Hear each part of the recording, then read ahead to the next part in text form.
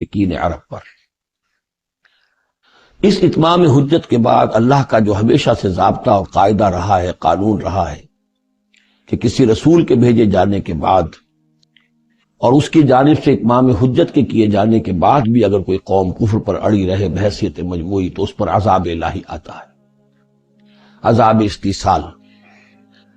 اگرچہ یہ عذاب مختلف شکلوں میں آیا، کہیں کسی قوم کو ان کے اپنے ہی علاقوں میں سیلاب بھیج کر اور غرق کر دیا گیا جیسے حضرت نوح علیہ السلام، کہیں کوئی بہت تیز آندھی بھیجی اور اس کے نتیجے میں جیسے کہ قوم عاد کے اوپر عذاب آیا، کہیں زلزلہ آیا، کہیں آسمان سے پتھراؤ ہوا جیسے کہ عمورہ اور صدوم کی بستیوں پر ہوا، کہیں جیسا کہ آپ کو معلوم ہے کہ آل فرعون کو ان کے محلوں سے اور گھروں سے نکال کر لا کر سمندر میں غرق کر دیا۔ تو قریش پر جو عذاب آیا ہے اللہ تعالیٰ کا وہ اپنی نوعیت میں منفرد ہے، چونکہ حضور خود قرشی تھے، بنی اسماعیل میں سے تھے، اور آپ نے اتمام حجت کر دیا ان پر 13 برس تک 12 برس تک دعوت دے کر، تو اب گویا کہ وہ عذاب الہی کے مستحق ہو گئے تھے۔ لیکن یہ عذاب الہی جو ہے قریش پر جو آیا ہے وہ بالاقساط آیا ہے۔ اس کی قسط اول ہے کہ جو غزوہ بدر میں ان تک پہنچی، انہیں مکے سے نکالا گیا جیسے کہ آل فرعون کو ان کے محلات سے نکالا گیا اور لا کر سمندر میں غرق کیا گیا۔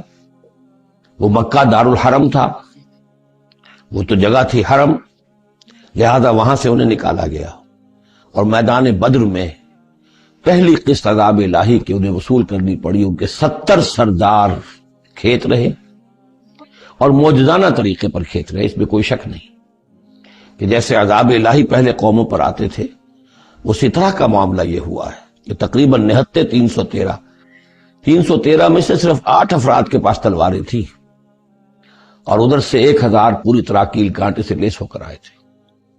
تو اللہ کی خصوصی مدد تھی کہ جس سے یہ عذاب آیا ہے اصل میں قریش کے اوپر، اور تقریباً تمام بڑے بڑے نامور سردار جو ہے وہی میدان میں کھیت رہے، 70 ان کے قیدی ہو گئے۔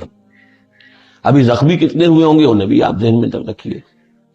تو یہ عذاب کی پہلی قسط تھی جو غزوہ بدر میں آئی ہے، اور پھر عذاب کا آخری مرحلہ آیا ہے سن 9 ہجری میں، جب مشرکین عرب کو آخری الٹیمیٹم دے دیا گیا کہ اب بس چند مہینے کی تمہیں مہلت دی جا رہی ہے، اس کے اندر اندر یا ایمان لے آؤ اور یا تمہیں تہہ تیغ کر دیا جائے گا۔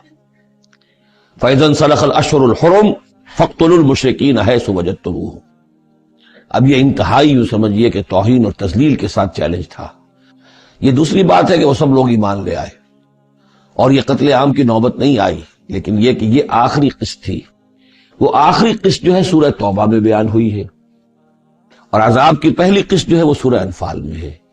ان دونوں صورتوں کو جمع کر دیا گیا تاکہ انعام اور اعراف میں بنو اسماعیل پر یا مشرکین عرب پر اتمام حجت، اور انفال اور توبہ میں ان پر جو عذاب الہی نازل ہوا اس کی تفصیل۔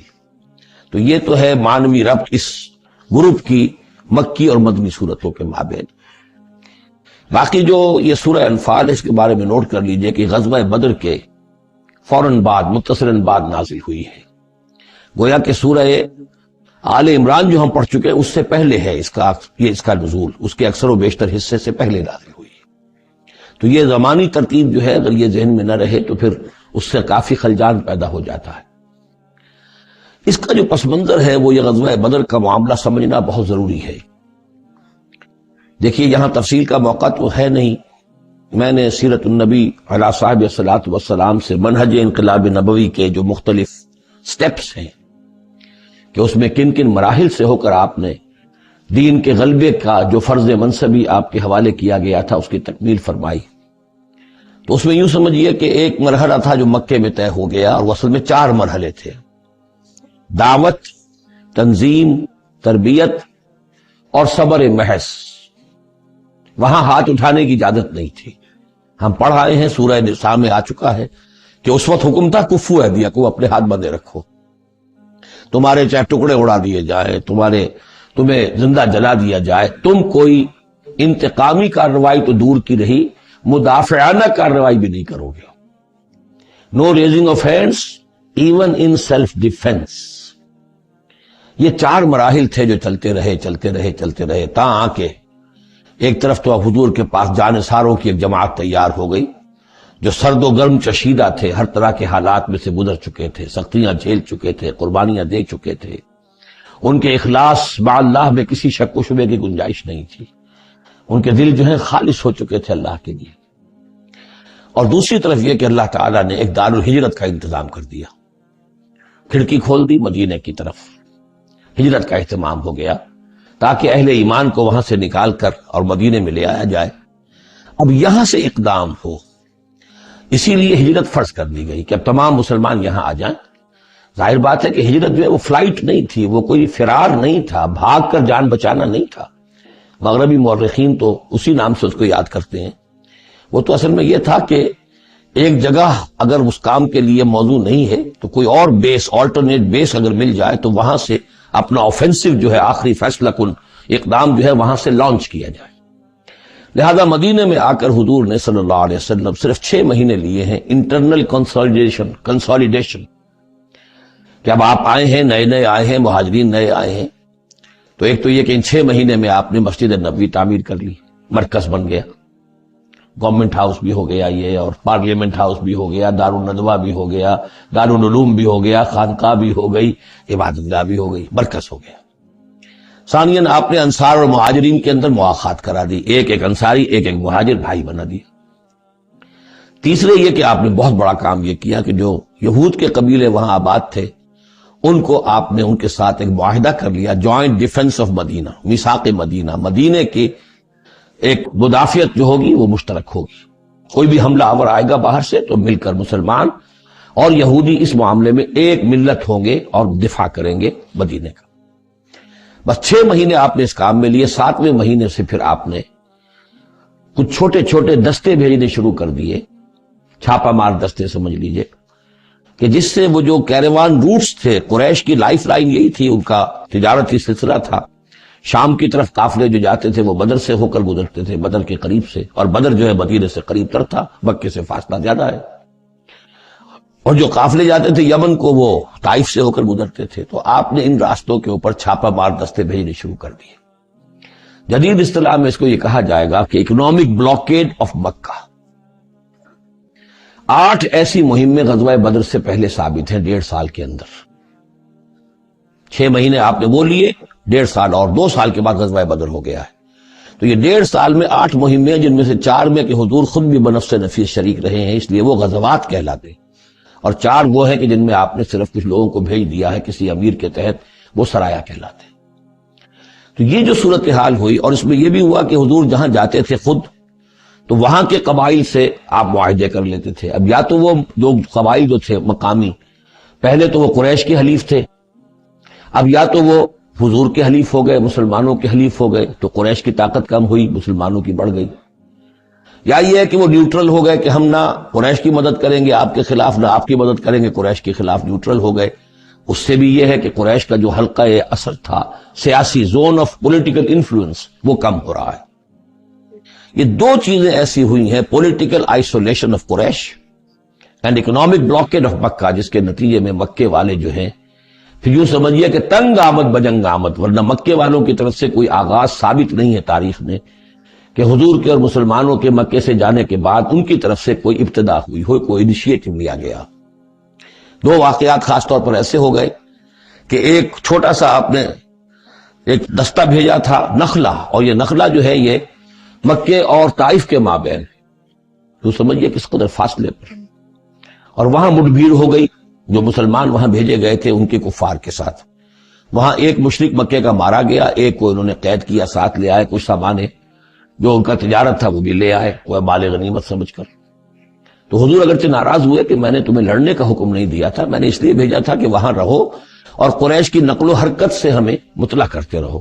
لیکن اب سچویشن پیدا ہو گئی، گویا کہ یہ چاہے ارادہ تھا یا نہیں تھا، ڈی فیکٹو شکل یہی ہوئی کہ اقدام ہو گیا مسلمانوں کی طرف سے، اب آغاز ہو گیا مسلمانوں کی طرف سے.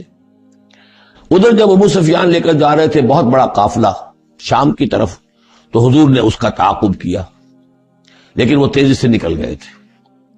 لیکن جب واپس آ رہے تھے اور 50,000 دینار کا سامان تھا ان کے قافلے کے اندر، بہت لدا پدا قافلہ، انہیں یہ خطرہ ہوا کہ اب پھر محمد صلی اللہ علیہ وسلم اور ان کے ساتھی کہیں لوٹیں گے ہمیں اور ہمارے اوپر حملہ کریں گے، روکیں گے ہمارا راستہ۔ تو انہوں نے یہ کی دوہری حکمت عملی کی کہ ایک تو یہ کہ ایک سوار بھیجا آگے تیزی کے ساتھ دوڑایا کہ مکے جاؤ اور کہو کہ ہمارے قافلے کو خطرہ ہے محمد سے صلی اللہ علیہ وسلم، لہذا مدد بھیجو۔ اور ادھر یہ کیا کہ وہ عام راستہ جو تھا جو بدر سے ہو کر گزرتا تھا اسے چھوڑ کر ساحل سمندر کے ساتھ ساتھ نیچے سے ہو کر وہ نکل بھی گئے۔ اب وہاں مکے میں یہ دونوں چیزیں بیک وقت پہنچ گئی۔ ایک طرف وہ نخلا سے لوگ روتے پیٹتے چیختے چلاتے ہمارا آدمی مار دیا محمد کے آدمیوں نے، وہ آ گئے، ادھر سے وہ آ گیا جو ابو سفیان کا بھیجا ہوا تھا ایلچی کہ دوڑو دوڑو دوڑو تمہارا قافلہ محمد لوٹنے والے ہیں اور یہ ہے اور وہ ہے۔ بس وہ وار کرائی وہاں ہوئی اور 1,000 کا لشکر جو ہے وہاں پر پھر جمع کیا گیا اور 900 اونٹ فراہم کیے گئے اور 100 گھوڑوں کا ایک رسالہ تیار کیا گیا اور وہ لوگ مکے سے نکل آئے۔ یہ صورتحال ادھر ہو رہی تھی۔ ادھر یہ ہے کہ حضور صلی اللہ علیہ وسلم نے مدینے میں پہلے تو یہ فیصلہ کیا تھا کہ اب یہ قافلہ واپس آنے والا ہے تو اب اس قافلے کا تعاقب کریں۔ ابھی جنگ وغیرہ کا آپ کو گمان نہیں تھا، ابھی مدینے ہی میں آپ نے یہ جو ہے اس ایسا ارادہ ظاہر کیا کہ جیسے پہلے بھی گئے تھے، جب قافلہ جا رہا تھا شام کی طرف تو تعاقب کیا تھا، ایسے جب آ رہا ہے تو اسے انٹرسیپٹ کریں۔ لہذا ایک تو مشاورت ہوئی ہے مدینے میں، آیا چلنا چاہیے یا نہیں چلنا چاہیے، وہ میں بعد میں عرض کروں گا جب ہم آیتیں پڑھیں گے۔ پھر جب کچھ لوگ نکل آئے اور یہ نہیں سمجھا گیا تھا کہ کوئی جنگ ہونی ہے، کوئی بڑا لشکر آ رہا ہے، اس وقت تک اطلاع نہیں تھی، اسی لیے بس جو جس کے ہاتھ میں آیا، کسی کے پاس نیزہ تھا، کسی کے پاس کچھ اور تھا، تلواریں 8 تھیں، گھوڑے کل 2 تھے، وہ چل پڑے۔ چلو اس لیے کہ مسئلہ تو قافلے کا مسئلہ ہے نا، کوئی جنگ تو ہے نہیں، کوئی لشکر وشکر تو آ نہیں رہا۔ جب آپ کچھ سفر طے کر کے مقام صفرا تک پہنچ گئے تو وہاں وحی آ گئی اور آپ کو اطلاع بھی پہنچ گئی کہ ابو جہل جو ہے 1,000 کا لشکر لے کر مکے سے چل پڑا ہے۔ اور وحی بھی آ گئی، اللہ نے بتا دیا کہ اے نبی اب یہ 2 شکلیں ہیں، جنوب سے مکے کی طرف سے ایک لشکر آ رہا ہے، کیل کانٹے سے لیس ہے، شمال سے قافلہ آ رہا ہے، اور میرا یہ وعدہ ہے کہ ان دونوں میں سے ایک ضرور تم کو دے دوں گا، تم کو فتح حاصل ہو جائے گی۔ یہ میرے اہل ایمان کو بتا دیجئے اور ذرا مشورہ کیجئے۔ تو دوسری مشاورت جو ہے وہ مدینے سے نکل کر ہوئی ہے مقام صفرا میں۔ یہ اصل میں جو چیزیں اگر سامنے نہ ہو تو پھر یہ بہت خلجان ہوتا ہے، اور اکثر لوگوں کو، مترجمین کو اور مفسرین کو بہت خلجان رہا ہے ان آیات کے سمجھنے میں۔ اور اس کے علاوہ جو ایک خلجان رہا ہے وہ یہ رہا ہے کہ ایک دور ہم پر ایسا گزرا ہے انگریز کے حکومت کے زمانے میں، اور خاص طور پر جب نئی مغربی سائنس اور مغربی تہذیب کا ہم پر حملہ ہوا ہے، تو چونکہ مغرب کے لوگوں نے یہ کہا کہ یہ اسلام تو تلوار سے پھیلا ہے، بوئے خون آتی ہے اس قوم کے افسانوں سے، تو ہمارے ہاں کچھ مخلص لوگ تھے، نیک لوگ تھے، جو چاہتے تھے کہ اسلام کو اور حضور صلی اللہ علیہ وسلم کی سیرت کو بچائیں، اس کے دفاع کریں۔ انہوں نے کہا نہیں اسلام تلوار سے نہیں پھیلا، حضور نے تو جو جنگیں کی تھی وہ صرف مدافعانہ تھی، ان کے اوپر جنگ ٹھوس دی گئی تھی اور آپ نے کوئی اقدام نہیں کیا۔ اور ان میں سب سے بڑا کام کیا ہے ہندوستان میں مولانا علامہ شبلی نعمانی رحمۃ اللہ علیہ نے، میں ان کا نام ادب سے لوں گا اس لیے کہ سر سید احمد کے زیر اثر تھے، اور وہ جو جدید جو ابھی آیا تھا، جو مغربی افکار و خیالات اور تہذیب اور تمدن اور ویلیوز اور نظریات کا جو ریلا آیا تھا، اس کا مقابلہ کرنا آسان کام نہیں تھا۔ تو یہ اپولوجیٹک انداز اختیار کیا ہے شبلی نعمانی نے، اور اس میں یہ ہے کہ وہ جو ابتدائی جو 8 جو غزوات اور سرایا ہیں جو بدر سے پہلے ہوئے، انہیں بالکل تقریباً نظر انداز کر دیا ہے تاکہ یہ ثابت نہ ہو کہ انیشیٹو حضور کی طرف سے ہوا ہے۔ تو یہ چیز جو ہے میں سمجھتا ہوں کہ ایک خاص دور کا تقاضا تھی، وہ دور اب گزر چکا۔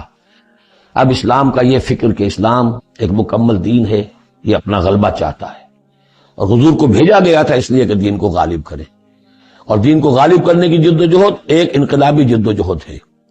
اس انقلابی جدوجہد میں جہاں پہلا مرحلہ یہی ہوتا ہے کہ پیسو ریزسٹنس ہو، اور پہلے تیاری کی جائے، دعوت، تنظیم، تربیت اور صبر محض کے ذریعے سے ایک قوت فراہم کی جائے، پھر دوسرا مرحلہ آتا ہے باطل کے ساتھ ٹکرانا پڑتا ہے، اور اس میں آگے بڑھ کر ٹکر مول لینی پڑتی ہے۔ یہ نہیں ہے کہ انتظار ہی کرتے رہیں، یعنی ایک جس کو ہم کہتے ہیں کو ایگزسٹنس، پیسفل کو ایگزسٹنس حق و باطل کے درمیان نہیں ہو سکتی۔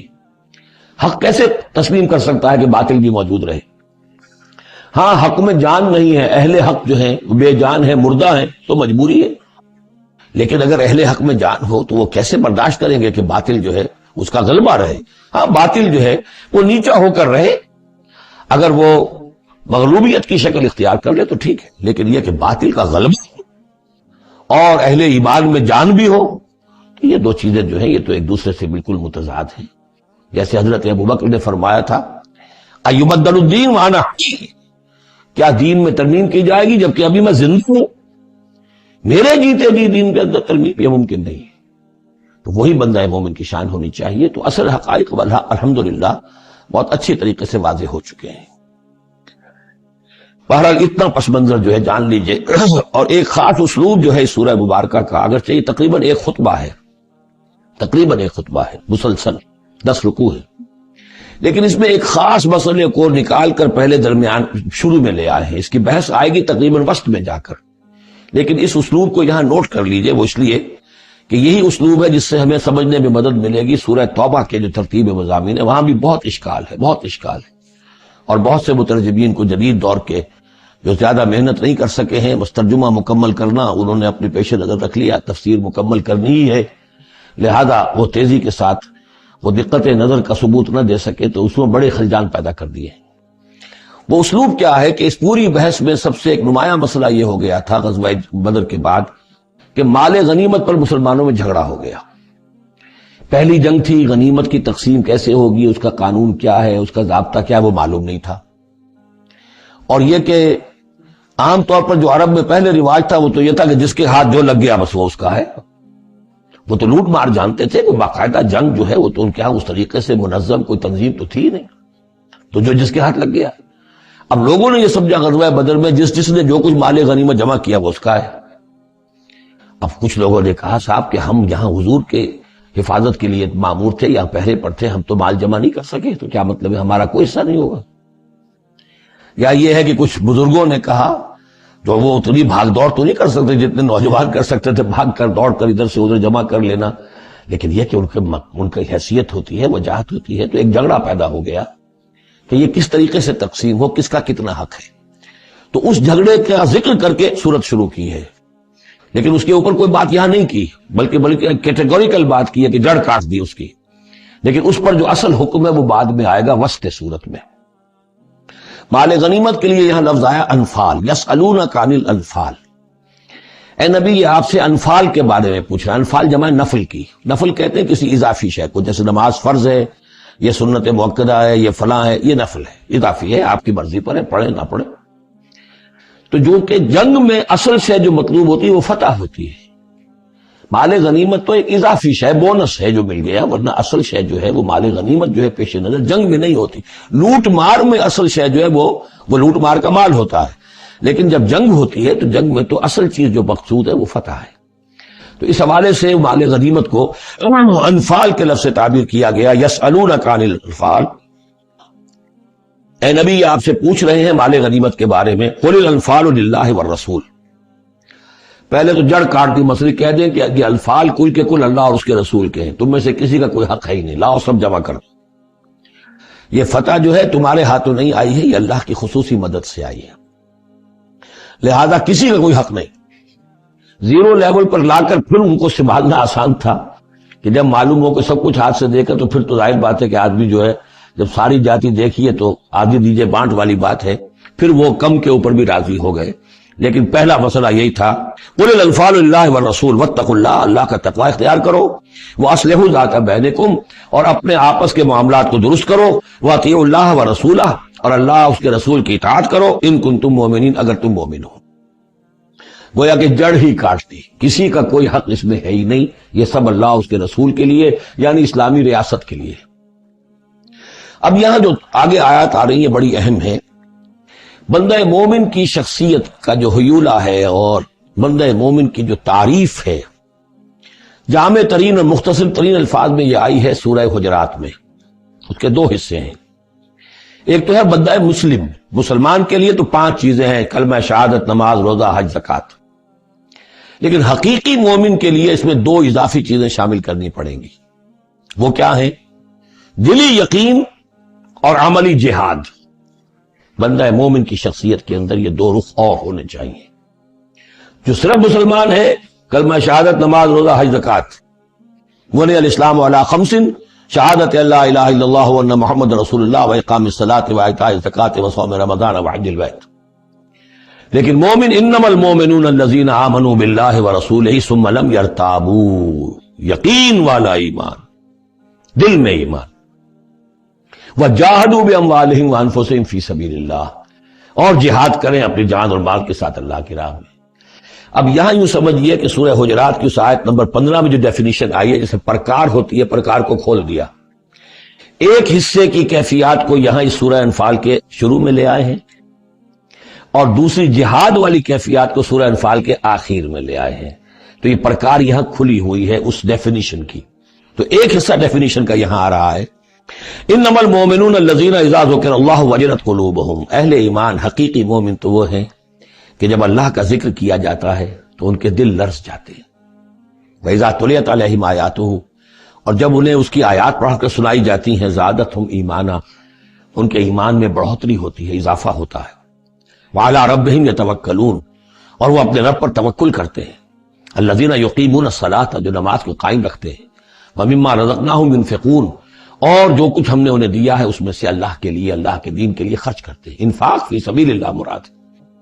اولئک هم المؤمنون حقا، یہ وہ لوگ ہیں جو سچے مومن ہیں، حقیقی مومن ہیں. لیکن نوٹ کر لیجئے، یہ بھی ابھی آدھی ڈیفینیشن آئی ہے، اس سورہ مبارکہ کے آخر میں آئے گی، اور وہاں جا کے پھر یہی الفاظ آئیں گے. یہ آیت نمبر 74 ہے. والذین آمنوا وہاجروا وجاہدوا فی سبیل اللہ والذین آووا ونصروا اولئک هم المؤمنون حقا لهم مغفرۃ ورزق کریم. اس کے بعد ایک آیت اور بعد میں ہے، سورت ختم ہو جاتی ہے. تو لاسٹ بٹ ون آیت اور ادھر پہلی کے بعد دوسری، ان دو جگہ پر ایمان کے حقائق کو تقسیم کر کے پرکار کو کھول کر گویا کہ پوری سورت کو ان دو کے درمیان میں لے لیا گیا ہے، گود میں لے لیا گیا ہے. ایمان کی ڈیفینیشن کے یہ دو حصے جو ہیں ان کی گود میں. اب یہاں سے شروع ہو رہا ہے غزوہ بدر کا. کما اخرجک ربک من بیتک بالحق، جیسے کہ نکالا آپ کو اے نبی آپ کے رب نے آپ کے گھر سے حق کے ساتھ. یعنی آپ کا یہ بدر کی طرف روانہ ہونا جو ہے یہ اللہ تعالیٰ کی ایک اسکیم کا حصہ تھا، اللہ کی اپنی ایک تدبیر ہے. وَإِنَّ فَرِيقًا مِّنَ الْمُؤْمِنِينَ لَكَارِهُونَ، اہل ایمان میں سے کچھ لوگ اسے پسند نہیں کر رہے تھے. یہ کون لوگ تھے؟ یہ ہے وہ پہلی مشاورت جو مدینہ ہی میں ہوئی ہے.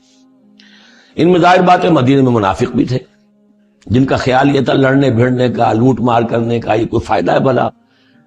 ٹھیک تبلیغ کرنی چاہیے، اچھی بات کہنی چاہیے، نیک بات کہنی چاہیے. یہ کیا طریقہ ہے؟ منافقین کا ایلیمنٹ موجود تھا جو اس کو پسند ہی نہیں کرتے تھے، اس لیے کہ جنگ کا سلسلہ چل نکلا تو ہمیں بھی جانا پڑے گا، ہماری جان اور مال کے اوپر بھی آنچ آئے گی. تو نپ دی ایول ان دی بڈ، اس سے تو بہتر ہے کہ اس کو یہیں پر ختم کرو. اس اعتبار سے ویسے بھی کچھ انسانی فطرت ایسی ہوتی ہے، کچھ نیک سرشت لوگ بھی ہوتے ہیں کہ آخر اس سے کیا فائدہ نکلے گا. ابھی کوئی خاص جو ہے قریش کی طرف سے تو اقدام ہوا نہیں تھا، ہم آگے بڑھ کر جو ہے یہ جو بات اقدام کر رہے ہیں تو آخر اس کا فائدہ کیا ہے. تو یہ اس قسم کی باتیں اس وقت کہی گئیں. ان فریقا من المؤمنین لکارہون، اب یہ مومنین ان میں سے اہل نفاق بھی ہو سکتے ہیں اور سادہ لوگ اور نیک دل جو مسلمان ہیں وہ بھی ہو سکتے ہیں. یجادلونک فی الحق بعد ما تبین کانما یساقون الی الموت وهم ینظرون، اور وہ جھگڑ رہے تھے آپ سے حق کے معاملے میں جبکہ بات ان پر بالکل واضح ہو چکی تھی. یہ دوسری آیت میرے نزدیک جو دوسری مشاورت ہوئی ہے مقام صفرا پر، اس سے متعلق ہے. وہ یہ کہ وہاں سے جب مکے سے آپ چلے تو اس وقت تک کسی لشکر وغیرہ کی کوئی اطلاع نہ آپ کو تھی اور نہ اس کا کوئی گمان تھا. وہ تو ایسے ہی تھا جیسے پہلے 8 مرتبہ جو ہے وہ جو ایکسکرشنز جو ہوئی تھیں، جس طریقے کی مہمات بھیجی گئی تھیں، یہ اسی طرح کی ایک مہم ہے. لیکن یہ ہے کہ آگے چل کر جب آپ کچھ دور چل نکل کے آ گئے تھے، یہاں آ کر جو ہے آپ کو وحی بھی آ گئی اور اطلاعات بھی مل گئی کہ صورتحال وہ ہو چکی ہے.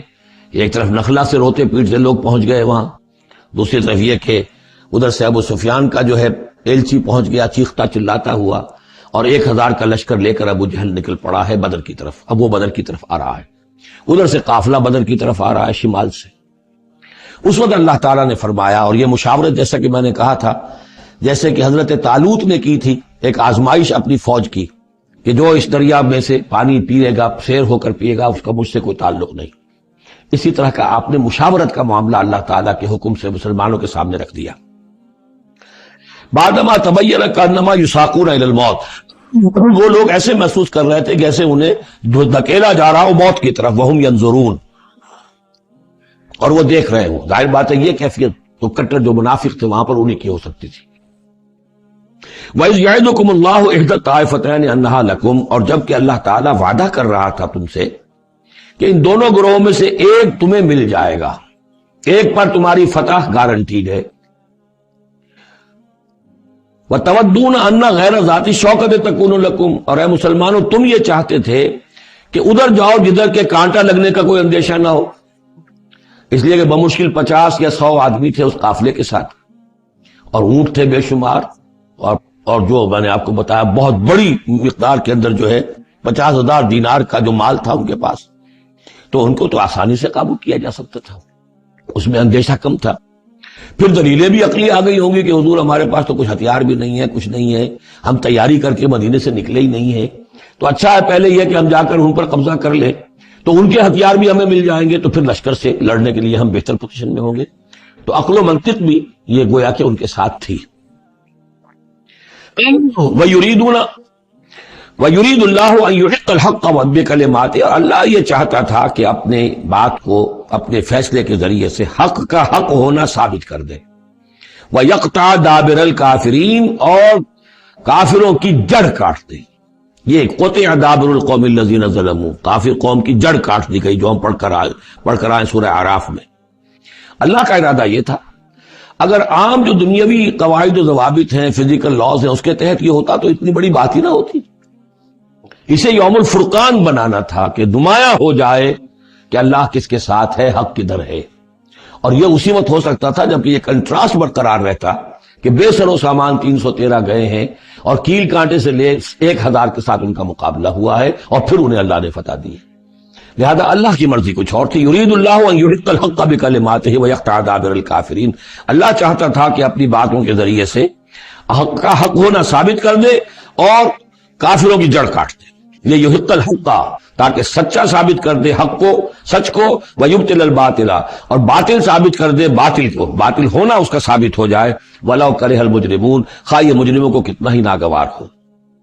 استستغیثون ربکم، یاد کرو جب کہ تم اپنے رب سے استغاثہ کر رہے تھے، دعائی دے رہے تھے کہ اللہ اب ہماری مدد فرما۔ فاستجاب لکم، تو اللہ نے تمہاری دعا کو قبول کیا تھا۔ انی ممدکم بألف من الملائکۃ مردفین، کہ میں تمہاری مدد کروں گا 1000 ملائکہ سے جو لگاتار آئیں گے، پے بپے آئیں گے۔ 1000 کا لشکر آیا ہے نا، تو 1000 فرشتے ہم تمہاری مدد کے لیے بھیج دیں گے۔ وما جعلہ اللہ الا بشرا، اور اللہ نے اس کو نہیں بنایا مگر تمہارے لیے بشارت، وَلِتَطْمَئِنَّ بِهِ قُلُوبُكُمْ، اور تاکہ تمہارے دل مطمئن ہو جائیں۔ وَمَا النَّصْرُ إِلَّا مِنْ عِنْدِ اللَّهِ، اور مدد تو اللہ کی طرف سے ہوتی ہے، فرشتوں کو بھیجے بغیر بھی وہ مدد کر سکتا ہے۔ کن فیکون کی شان کے ساتھ وہ جو چاہے کر دے، لیکن یہ کہ تمہارا جو اپنا ایک سوچنے کا انداز ہے، بر بنائے طبع بشری، تمہاری تسکین کے لیے ہم نے یہ شکل کر دی کہ 1000 دشمن آ رہا ہے تو 1000 فرشتہ تمہاری مدد کے لیے ہم بھیج دیں گے۔ ان اللہ عزیز الحکیم، یقیناً اللہ تعالیٰ سب زبردست ہے اور حکمت والا۔ اذ یغشیکم النعاس امنۃ منہ، جبکہ تم کو ڈھانپ لیا تھا ایک اونگ نے جو امن کی اور تسکین کا ذریعہ بن گیا اللہ کی طرف سے۔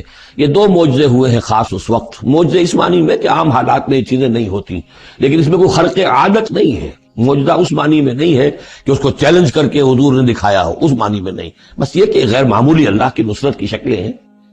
ایک تو یہ کہ حالانکہ معاملہ بڑا یعنی سخت تھا، لیکن رات کو جا کے پڑاؤ پر مسلمان سوئے اطمینان سے، بڑی عمدگی سے نیند آئی، دل میں وہ دغدغہ نہیں تھا، اللہ پر اطمینان تھا، اللہ کے لیے نکلے تھے، لہذا ان کو وہ بے چینی اور تشویش اور کل کیا ہو جائے گا، رہیں گے کہ نہیں رہیں گے، زندگی ہوگی موت، کچھ نہیں، نیند آئی انہیں، اطمینان سے سوئے، صبح کو اٹھے تو وہ گویا کہ چاقو چوبند تھے۔ نمبر 2 یہ ینزل علیکم من السماء ماء، اور جب کہ اتارا اس نے تم پر آسمان سے پانی، بارش ہو گئی، اس سے یہ ہوا لیطہرکم، تاکہ تمہیں پاک کرے، جنہیں غسل کی حاجت تھی غسل کر لیا۔ وَیُذْهِبَ عَنْکُمُ الرِّجْسَ الشَّیطان، اور دور کر دے تم سے شیطان کی نجاست کو۔ وَلِیَرْبِطَ عَلَىٰ قُلُوبِکُمْ، اور یہ کہ تاکہ تمہارے دلوں کے اندر بھی، اور بارش کے بعد جو فضا ہوتی ہے اس سے طبیعت کے اندر بھی ایک اطمینان اور سکون پیدا ہوتا ہے۔ ورنہ واقعہ یہ ہے کہ جہاں پر آ کر قریش پہلے ڈیرا ڈال چکے تھے پانی پر ان کا قبضہ تھا، اب یہاں پانی نہیں تھا، بارش ہوئی تو وہ نشیبی جگہ میں انہوں نے ایک اپنا حوض بھی جمع کر لیا، پانی بھی جو ہے وہ ان کے پاس فراہم ہو گیا۔ وَيُثَبِّتَ بِهِ الْأَقْدَامَ، اور پانی جب برسا تو مٹی دب گئی، مٹی کے جمنے کی وجہ سے پاؤں بھی دب گئے، وہ جگہ جو تھی وہاں پر جو ہے اہل ایمان جو مجاہدین تھے ان کے پاؤں قدم جمنے کی صورت پیدا ہو گئی۔ اِذْ یُوحِی رَبُّکَ إِلَى الْمَلَائِکَةِ، اور جب یاد کرو، گمان کرو، تصور کرو، جبکہ آپ کا رب وحی کر رہا تھا فرشتوں کو، انی معکم، وہ جو 1000 فرشتہ اللہ نے بھیجا، انی معکم، میں تمہارے ساتھ ہوں، فثبتوا الذین آمنوا، تو جاؤ اور اہل ایمان کے قدموں کو جما دو، اہل ایمان کے دلوں کو جما دو۔ سألقی فی قلوب الذین کفروا الرعب، عن قریب میں ان کافروں کے دلوں میں رعب ڈال دوں گا، ان پر دہشت طاری ہو جائے گی۔ فاضربوا فوق الاعناق، پھر مارنا ان کی گردنوں کے اوپر جیسے چاہے، واضربوا منہم کل بنان، اور مارنا ان کی ایک ایک پور پر۔ یعنی یہ کہ جب کسی شخص پر کوئی شخص دہشت زدہ ہو جائے تو اس کے اندر قوت مدافعت نہیں رہتی، پھر گویا کہ وہ جو بھی حملہ آور ہے اس کے رحم و کرم پر ہے، جدھر سے چاہے چوٹ لگائے، جدھر سے چاہے مارے۔ ذالک بانہم شاقوا اللہ ورسولہ، اور یہ سزا ان کو اس لیے دی جائے گی کہ انہوں نے مخالفت کی، زدہ کی، دشمنی کی اللہ کی اور اس کے رسول کی۔ ومن یشاقق اللہ ورسولہ فإن اللہ شدید العقاب، اور جو اللہ اور اس کے رسول کا دشمن ہو جائے اور اس سے زدہ کرے تو اللہ تعالیٰ بھی سزا دینے میں بہت سخت ہے۔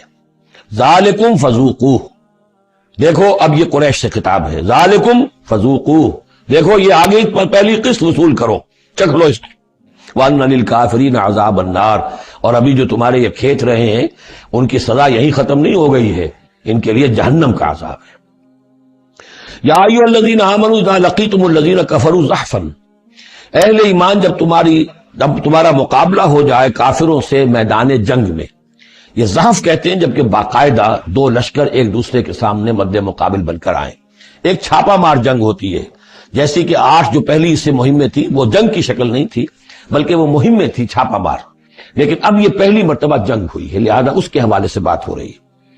یا ایھا الذین آمنوا اذا لقیتم الذین کفروا زحفا فلا تولوہم الادبار، تو تم ان کو پیٹھ مت دکھاؤ، پیٹھ مت موڑو، مطلب یہ کہ کھڑے رہو، ڈٹے رہو، مقابلہ کرو، جان چلی جائے لیکن یہ کہ پیچھے قدم نہ ہٹے۔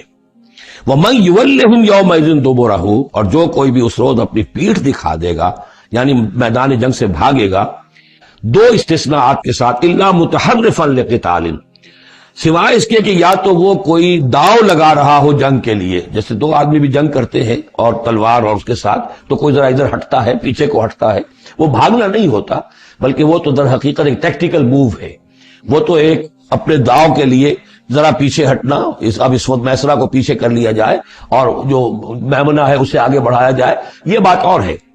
اور متحیزا الی فئۃ، یا یہ ہے کہ کوئی اور جمعیت ہے جس کی طرف جا کر ملنا ہے اور اس کے لیے ریٹریٹ ہو رہی ہے، تو آرڈرلی ریٹریٹ یہ ایک علیحدہ شے ہو جائے گی اور ٹیکٹیکل موو یہ علیحدہ شے ہو جائے گی۔ تو آرڈرلی ریٹریٹ اور ٹیکٹیکل موو، ان 2 کے سوا اگر کوئی بھگدڑ کے اندر کوئی جان بچا کر بھاگا، فقط باب غضب من اللہ، تو اس نے تو اللہ کا غضب جو ہے وہ کما لیا۔ ومأواہ جہنم، اس کا ٹھکانہ جہنم ہوگا، وبئس المصیر، اور وہ بہت ہی برا ٹھکانہ ہے۔ اب یہاں وہ بات آ گئی، فلم تقتلوہم، اے مسلمانوں تم نے انہیں قتل نہیں کیا، ولکن اللہ قتلہم، اللہ نے انہیں قتل کیا۔ ویسے تو یہ کہ فاعل حقیقی اللہ ہے، ہم جو کام بھی کرتے ہیں اور جس شے کے اندر بھی کوئی تاثیر ہے وہ اللہ ہی کی وجہ سے، لا فاعل فی الحقیقت ولا مؤثر الا اللہ، عام حالات میں بھی یہ، لیکن یہ خاص حالات تھے جن میں اللہ تعالیٰ کی خصوصی مدد آئی ہے۔ فلم تقتلوہم ولکن اللہ قتلہم وما رمیت اذ رمیت ولکن اللہ رما، اور اے نبی آپ نے بھی جو کنکریوں کی مٹھی بھر کر پھینکی تھی، آپ نے کنکریاں لی اپنی مٹھی میں اور پھینکا کفار کے لشکر کی طرف، شاہت الوجوہ، چہرے جو ہے بگڑ جائیں، تو یہ پتہ نہیں کہاں تک اللہ نے ان کنکریوں کو پہنچایا ہے۔ تو فرمایا اور آپ نے جب وہ کنکریوں کی مٹھی پھینکی تھی، ما رمیت اذ رمیت، آپ نے نہیں پھینکی تھی، ولکن اللہ رما، یہ تو اللہ تعالیٰ نے پھینکی تھی۔ ہاتھ ہے اللہ کا، بندہ مومن کا ہاتھ۔ وَلِيُبْلِيَ الْمُؤْمِنِينَ مِنْهُ بَلَاءً حَسَنًا، تاکہ اللہ تعالیٰ اہل ایمان کے جوہر نکھارے، ان کے اندر کی چھپی ہوئی جو صلاحیتیں ہیں، مخفی ہیں، انہیں اجاگر کرے۔ یہ ذرا نوٹ کر لیجئے، بلا یبلو کے معنی ہوتا ہے آزمانا، تکلیف میں ڈال کر کسی آزمائش میں، ابلا یبلی جب یہ باب افعال سے آتا ہے تو کسی کے جوہر کو نکھارنا، کسی کی جو خابیدہ جو ہے اس کی صلاحیتیں ان کو ابھارنا، یہ ہے ابلا۔ لیبلی المؤمنین منہ بلاء حسنا، تاکہ اللہ تعالیٰ خوب اہل ایمان کے اوپر ان کے جو ہے جوہر نکھارے۔ ان اللہ سمیع علیم، یقیناً اللہ سب کچھ سننے والا اور جاننے والا ہے۔ ذالکم وان اللہ موہن کید الکافرین، یہ تو ہو چکا، اب اس جنگ کا جو نتیجہ تھا قریش تم نے دیکھ لیا، لیکن آئندہ بھی سمجھ لو اللہ تعالیٰ کافروں کے تمام چالوں کو ناکام بنا دے گا۔ یہ اہل ایمان سے بھی خطاب ہو گیا اور یہ کہ کفار کے لیے بھی، اور پھر کفار سے خطاب ہے ان تستفتحوا فقد جاءکم الفتح۔ اصل میں ابو جہل جو لشکر کا وہ سمجھیے کمانڈر ان چیف کی حیثیت سے آیا تھا، اسے اتنا یقین تھا کہ میں نے اتنی تیاری کی ہے، اتنا ساز و سامان ہے کہ ہم مسلمانوں کو کچل کر رکھ دیں گے، تو پہلے سے پروپیگنڈا شروع کر دیا تھا یہ یوم الفرقان ہوگا، یہ پتہ چل جائے گا اللہ کس کے ساتھ ہے۔ اللہ کو تو وہ بھی مانتے تھے، اللہ کے ساتھ دیویوں اور دیوتاؤں کو مانتے تھے نا، اللہ کے منکر تو نہیں تھے، لیکن یہ کہ ادھر اللہ ہی اللہ تھا، ادھر اللہ کے ساتھ اور منات اور دیوتا وہ بھی تھے، تو یہ کہ اللہ کس کے ساتھ ہے یہ ثابت ہو جائے گا۔ یعنی وہ اتنا یقین تھا اسے، جیسے 65 کی جنگ میں لاہور، فال آف لاہور دکھا دیا گیا BBC ٹیلی ویژن کے اوپر، یہ ہو چکا، لاہور جو ہے اس پر تو بھارتی فوج کا قبضہ ہو چکا، اتنا یقینی تھا۔ اسی طرح اس نے یوم الفرقان کہا، تو اسی کو اللہ تعالیٰ نے یوم الفرقان بنا دیا تاکہ منکشف ہو جائے، یہ بات مبرر ہو جائے کہ اللہ کس کے ساتھ ہے۔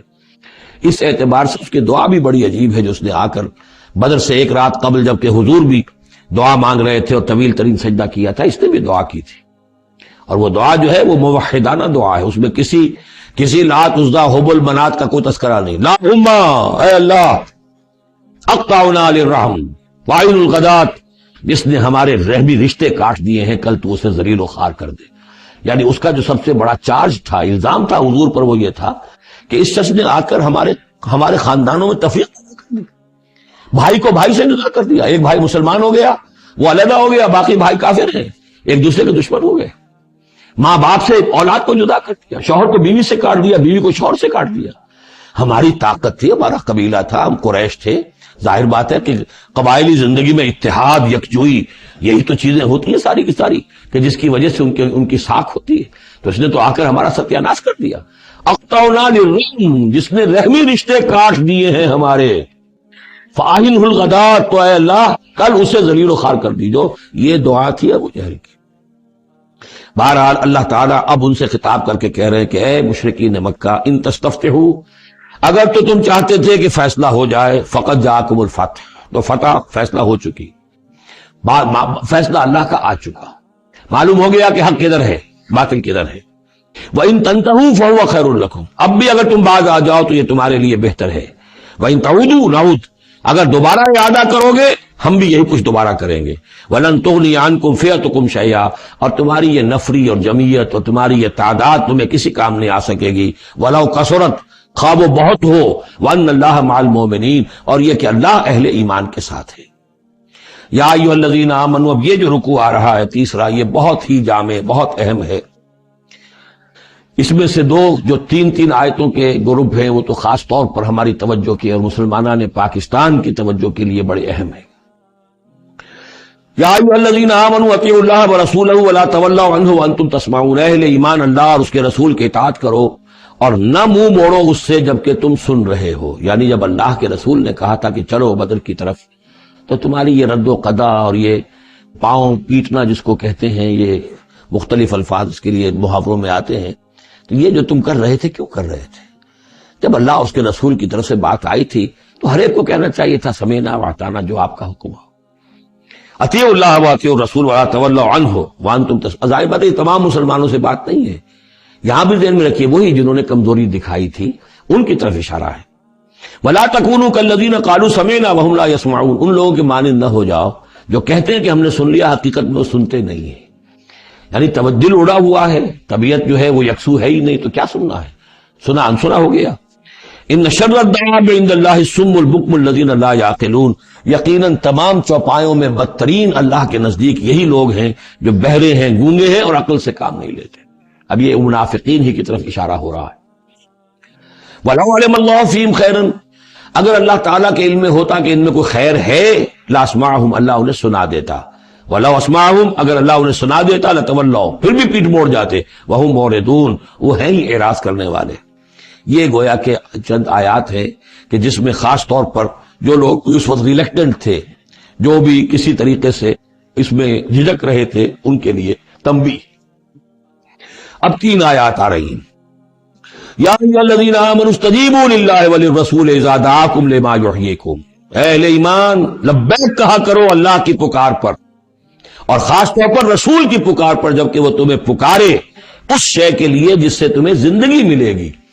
تم جنگ میں جانے کو سمجھ رہے ہو کہ موت کا دروازہ ہے، یہ تو اصل زندگی کا دروازہ ہے۔ ولا تقولوا لمن يقتل في سبيل الله اموات بل احياء ولكن لا تشعرون۔ تو یہ تو در حقیقت اللہ اور اس کے رسول جس چیز کی طرف تمہیں بلا رہے ہیں، حقیقی زندگی یہ ہے، روحانی زندگی یہ ہے، معنوی زندگی یہ ہے۔ حیوانوں کی طرح جینا جو ہے کوئی زندگی نہیں ہے، یہ تو در حقیقت اولئک کالانعام بل هم اضل، جو سورہ اعراف میں ہم پڑھ چکے ہیں، یہ حیوانوں کا سا زندگی گزارنا ہے۔ استجیبوا للہ وللرسول اذا دعاکم لما یحییکم وَاعْلَمُوا أَنَّ اللَّهَ يَحُولُ بَيْنَ الْمَرْءِ وَقَلْبِهِ، اور جان اللہ تعالیٰ بند اور اس کے دل کے درمیان حائل بھی ہو جایا کرتا ہے۔ یعنی اگر اللہ کی رسول کی پکار سنی اور انسنی کر دی، پھر سنی انسنی کر دی، پھر اللہ تعالیٰ پردہ بن جائے گا، اب سننے نہیں دے گا، معذور ہو جاؤ گے سننے سے۔ یہی وہ بات ہے جس کو کہیں کہتے ہیں ختم اللہ علی قلوبہم وعلی سمعہم، ان کے دلوں پر اللہ نے مہر کر دی ہے، ان کی سماعت پر۔ اور ہم پڑھ چکے ہیں سورہ انعام میں وَنُقَلِّبُ أَفْئِدَتَهُمْ وَأَبْصَارَهُمْ كَمَا لَمْ يُؤْمِنُوا بِهِ أَوَّلَ مَرَّةٍ، پہلی مرتبہ اگر نہیں کرو گے قبول تو پھر یہ ہے کہ تمہارے دل الٹ دیے جائیں گے، تمہاری نگاہیں الٹ دی جائیں گی۔ تو اس لیے بہت ہی ڈرنے کی بات ہے جو بھی مطالبہ دین کا سامنے آئے اور ایک دفعہ دل گواہ دے دے کہ ہاں ہے، بات ٹھیک ہے، پھر اگر کرنی کترائے گا انسان تو یہیں سے سزا نقد شروع ہو جائے گی، پھر وہ صلاحیت سلب ہو جائے گی، پھر اللہ حائل ہو جائے گا، یعنی قانون خداوندی، سنت خداوندی حائل ہو جائے گی، پھر آپ کے دل پر مہر لگے گی، آپ کے کانوں کے اوپر مہر لگے گی، آپ کی آنکھوں پر پردے پڑ جائے گے۔ یا ایھا الذین آمنوا استجیبوا للہ وللرسول اذا دعاکم لما یحییکم واعلموا ان اللہ یحول بین المرء وقلبہ وانہ الیہ تحشرون، اور یہ کہ بالآخر تو تمہیں سب کو اسی کی طرف جمع کیا جانا ہے۔ واتقوا فتنة لا تصیبن الذین ظلموا منکم خاصہ، اور ڈرو اس سزا سے، اس عذاب سے کہ جب آئے گا تو تم میں سے صرف گناہگاروں ہی کو اپنی لپیٹ میں نہیں لے گا۔ اس کا میں کل حوالہ دے چکا ہوں۔ بے گناہ بھی اس میں اگر اپنا فرض ادا نہیں کر رہے، فرض ادا نہ کرنا جرم ہے، خود وہ خود گناہ ہے۔ تم اگر دین کے لیے سرفروشی نہیں کر رہے تو یہ بھی تو گناہ ہے۔ ہاں ٹھیک ہے، میں نے یہ شراب نہیں پی، میں نے یہ نہیں کیا، میں نے سور نہیں کھایا، میں نے فلاں نہیں کیا، میں نے نمازیں پڑھی، ٹھیک ہے سب کچھ کیا، لیکن سوال یہ ہے کہ جو دین کا فرض تھا، دین کی نصرت تھی، اللہ کی اور اس کے دین کے لیے تن من دھن لگانا تھا، وہ نہیں کیا، وہ بھی تو جرم ہے۔ تو وَاعْلَمُوا، اور جان لو، ان اللہ یحول بین المرء وقلبہ وانہ الیہ تحشرون واتقوا فتنة لا تصیبن الذین ظلموا منکم خاصۃ واعلموا ان اللہ شدید العقاب، اور جان لو کہ اللہ سزا دینے میں بہت سخت ہے۔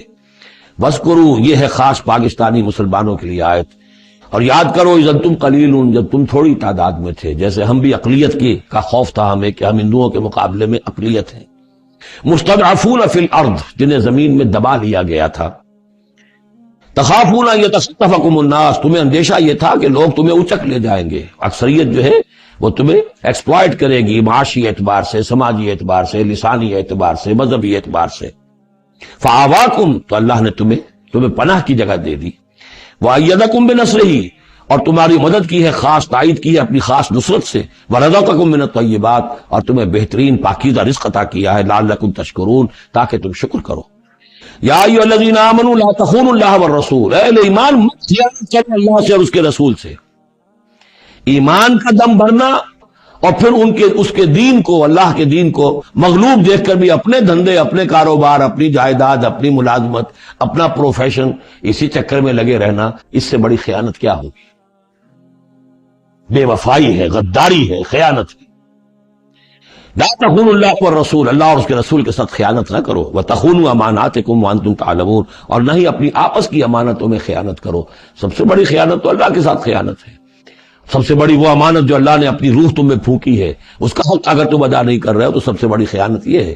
جس کو کہ فرمایا گیا ہے سورہ احزاب میں، ہم نے آسمانوں پر، زمین پر، پہاڑوں پر پیش کی، ان عرضنا الامانۃ علی السماوات والارض والجبال فابین ان یحملنها واشفقن منها وحملها الانسان. تو بہت بڑی بڑی امانتیں تمہارے پاس ہیں، دین کی امانت ہے، قرآن کی امانت ہے، شریعت کی امانت ہے، یہ سب امانتیں محمد رسول اللہ کی. وَأَنَّ اللَّهَ إِنَّهُ أَجْرٌ عَظِيمٌ، اور یقینا اللہ ہی کے پاس ہے بہت بڑا اجر. یا ایھا الذین آمنوا ان تتقوا اللہ یجعل لکم فرقانا وَاعْلَمُوا أَنَّمَا أَمْوَالُكُمْ وَأَوْلَادُكُمْ فِتْنَةٌ، اور جان لو تمہاری اولاد اور تمہارے اموال تمہارے لیے فتنہ ہے. یہی روکتے ہیں، یہی دو بیڑیاں ہیں جو پاؤں میں پڑی رہتی ہیں، مال اور اولاد. اولاد کو اعلیٰ سے اعلیٰ تعلیم دلانی ہے، اس کے لیے بڑی بڑی فیسیں دینی پڑتی ہیں، اس کے لیے ظاہر بات ہے کہ اپنا ایک ایک قطرہ جو ہے پسینے کا اور خون کا لگائیں گے تو کہیں جا کر وہ ساری چیزیں فراہم ہوگی. آدمی کھپ گیا اسی کے اندر، اولاد کے لیے یا مال کے لیے. پھر کہاں سے وقت لائیں دین کے لیے، اور دین کے لیے نصرت کے لیے کہاں کوئی رمق جسم کے اندر باقی رہ جاتی ہے. جان لو کہ تمہارے اموال اور تمہاری اولاد تمہارے لیے فتنہ ہے. فتنہ کہتے ہیں جس پر کسی کو پرکھا جائے، کسوٹی جس کے اوپر پرکھا جا رہا. وَأَنَّ اللَّهَ عِندَهُ أَجْرٌ عَظِيمٌ، اور یقینا اللہ ہی کے پاس ہے بڑا اجر.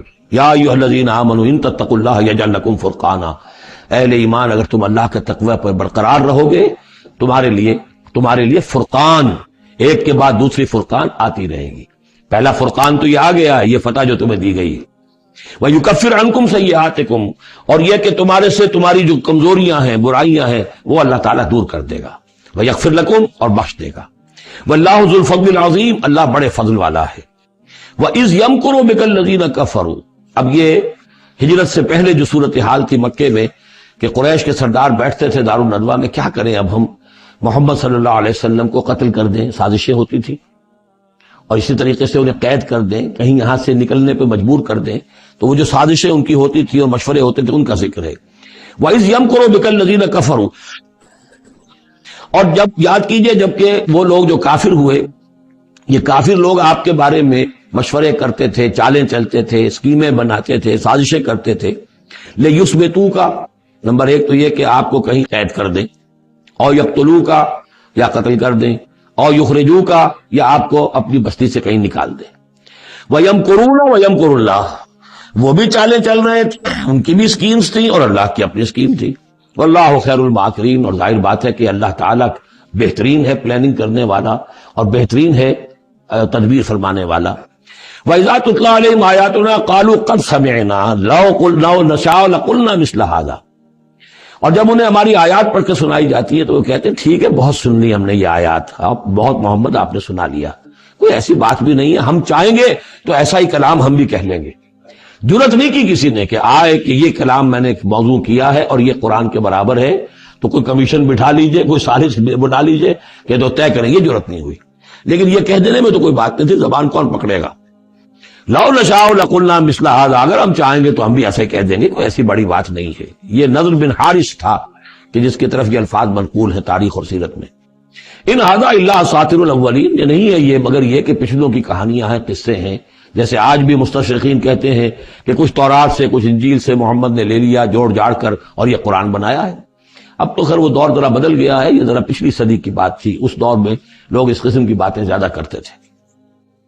وَإِذْ قَالُوا اللَّهُمَّ إِن كَانَ هَذَا هُوَ الْحَقُّ، اور وہی بات جو میں نے آپ کو بتائی تھی کل بھی کہ قریش کے لیے سب سے بڑا مسئلہ اپنے عوام کو سنبھالنے کا ہو گیا تھا. کیسے روکیں ان کو کہ یہ محمد صلی اللہ علیہ وسلم کا ایمان نہ لائیں.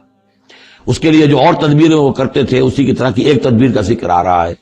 مجمع عام میں کھڑے ہو کر دعائیں مانگ رہے ہیں کہ اے اللہ، اگر یہ جو کچھ محمد کہہ رہے ہیں اگر یہ حق ہے اور تیرے پاس سے آیا ہے یہ قرآن، فامطر علینا حجارۃ من السماء. وَإِذْ قَالُوا اللَّهُمَّ إِن كَانَ هَذَا هُوَ الْحَقُّ مِنْ عِندِكَ، اگر یہ ہے حق تیری طرف سے، فامطر علینا حجارۃ من السماء، تو برسا دے ہم پر سر آسمان سے، اب ائتنا بعذاب الیم، یا پھر بھیج دے ہم پر کوئی عذاب. اب عذاب آیا نہیں. دیکھ لو، اس کا مطلب یہ کہ یہ محمد جھوٹے ہیں صلی اللہ علیہ وسلم. ہم نے تو کہہ دیا، اللہ کو پکار کر کہہ دیا.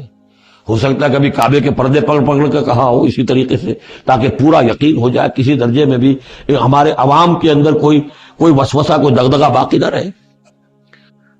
وَمَا كَانَ اللَّهُ لِيُعَذِّبَهُمْ، اور اللہ تعالیٰ انہیں عذاب نہیں دے سکتا تھا، اللہ کے لیے ممکن نہیں تھا کہ ان پر عذاب بھیجتا. وَأَنْتَ فِيهِمْ، جبکہ ابھی اے محمد آپ ان کے مابین موجود تھے. ہجرت سے پہلے معاملہ نہیں ہوا کرتا یہ.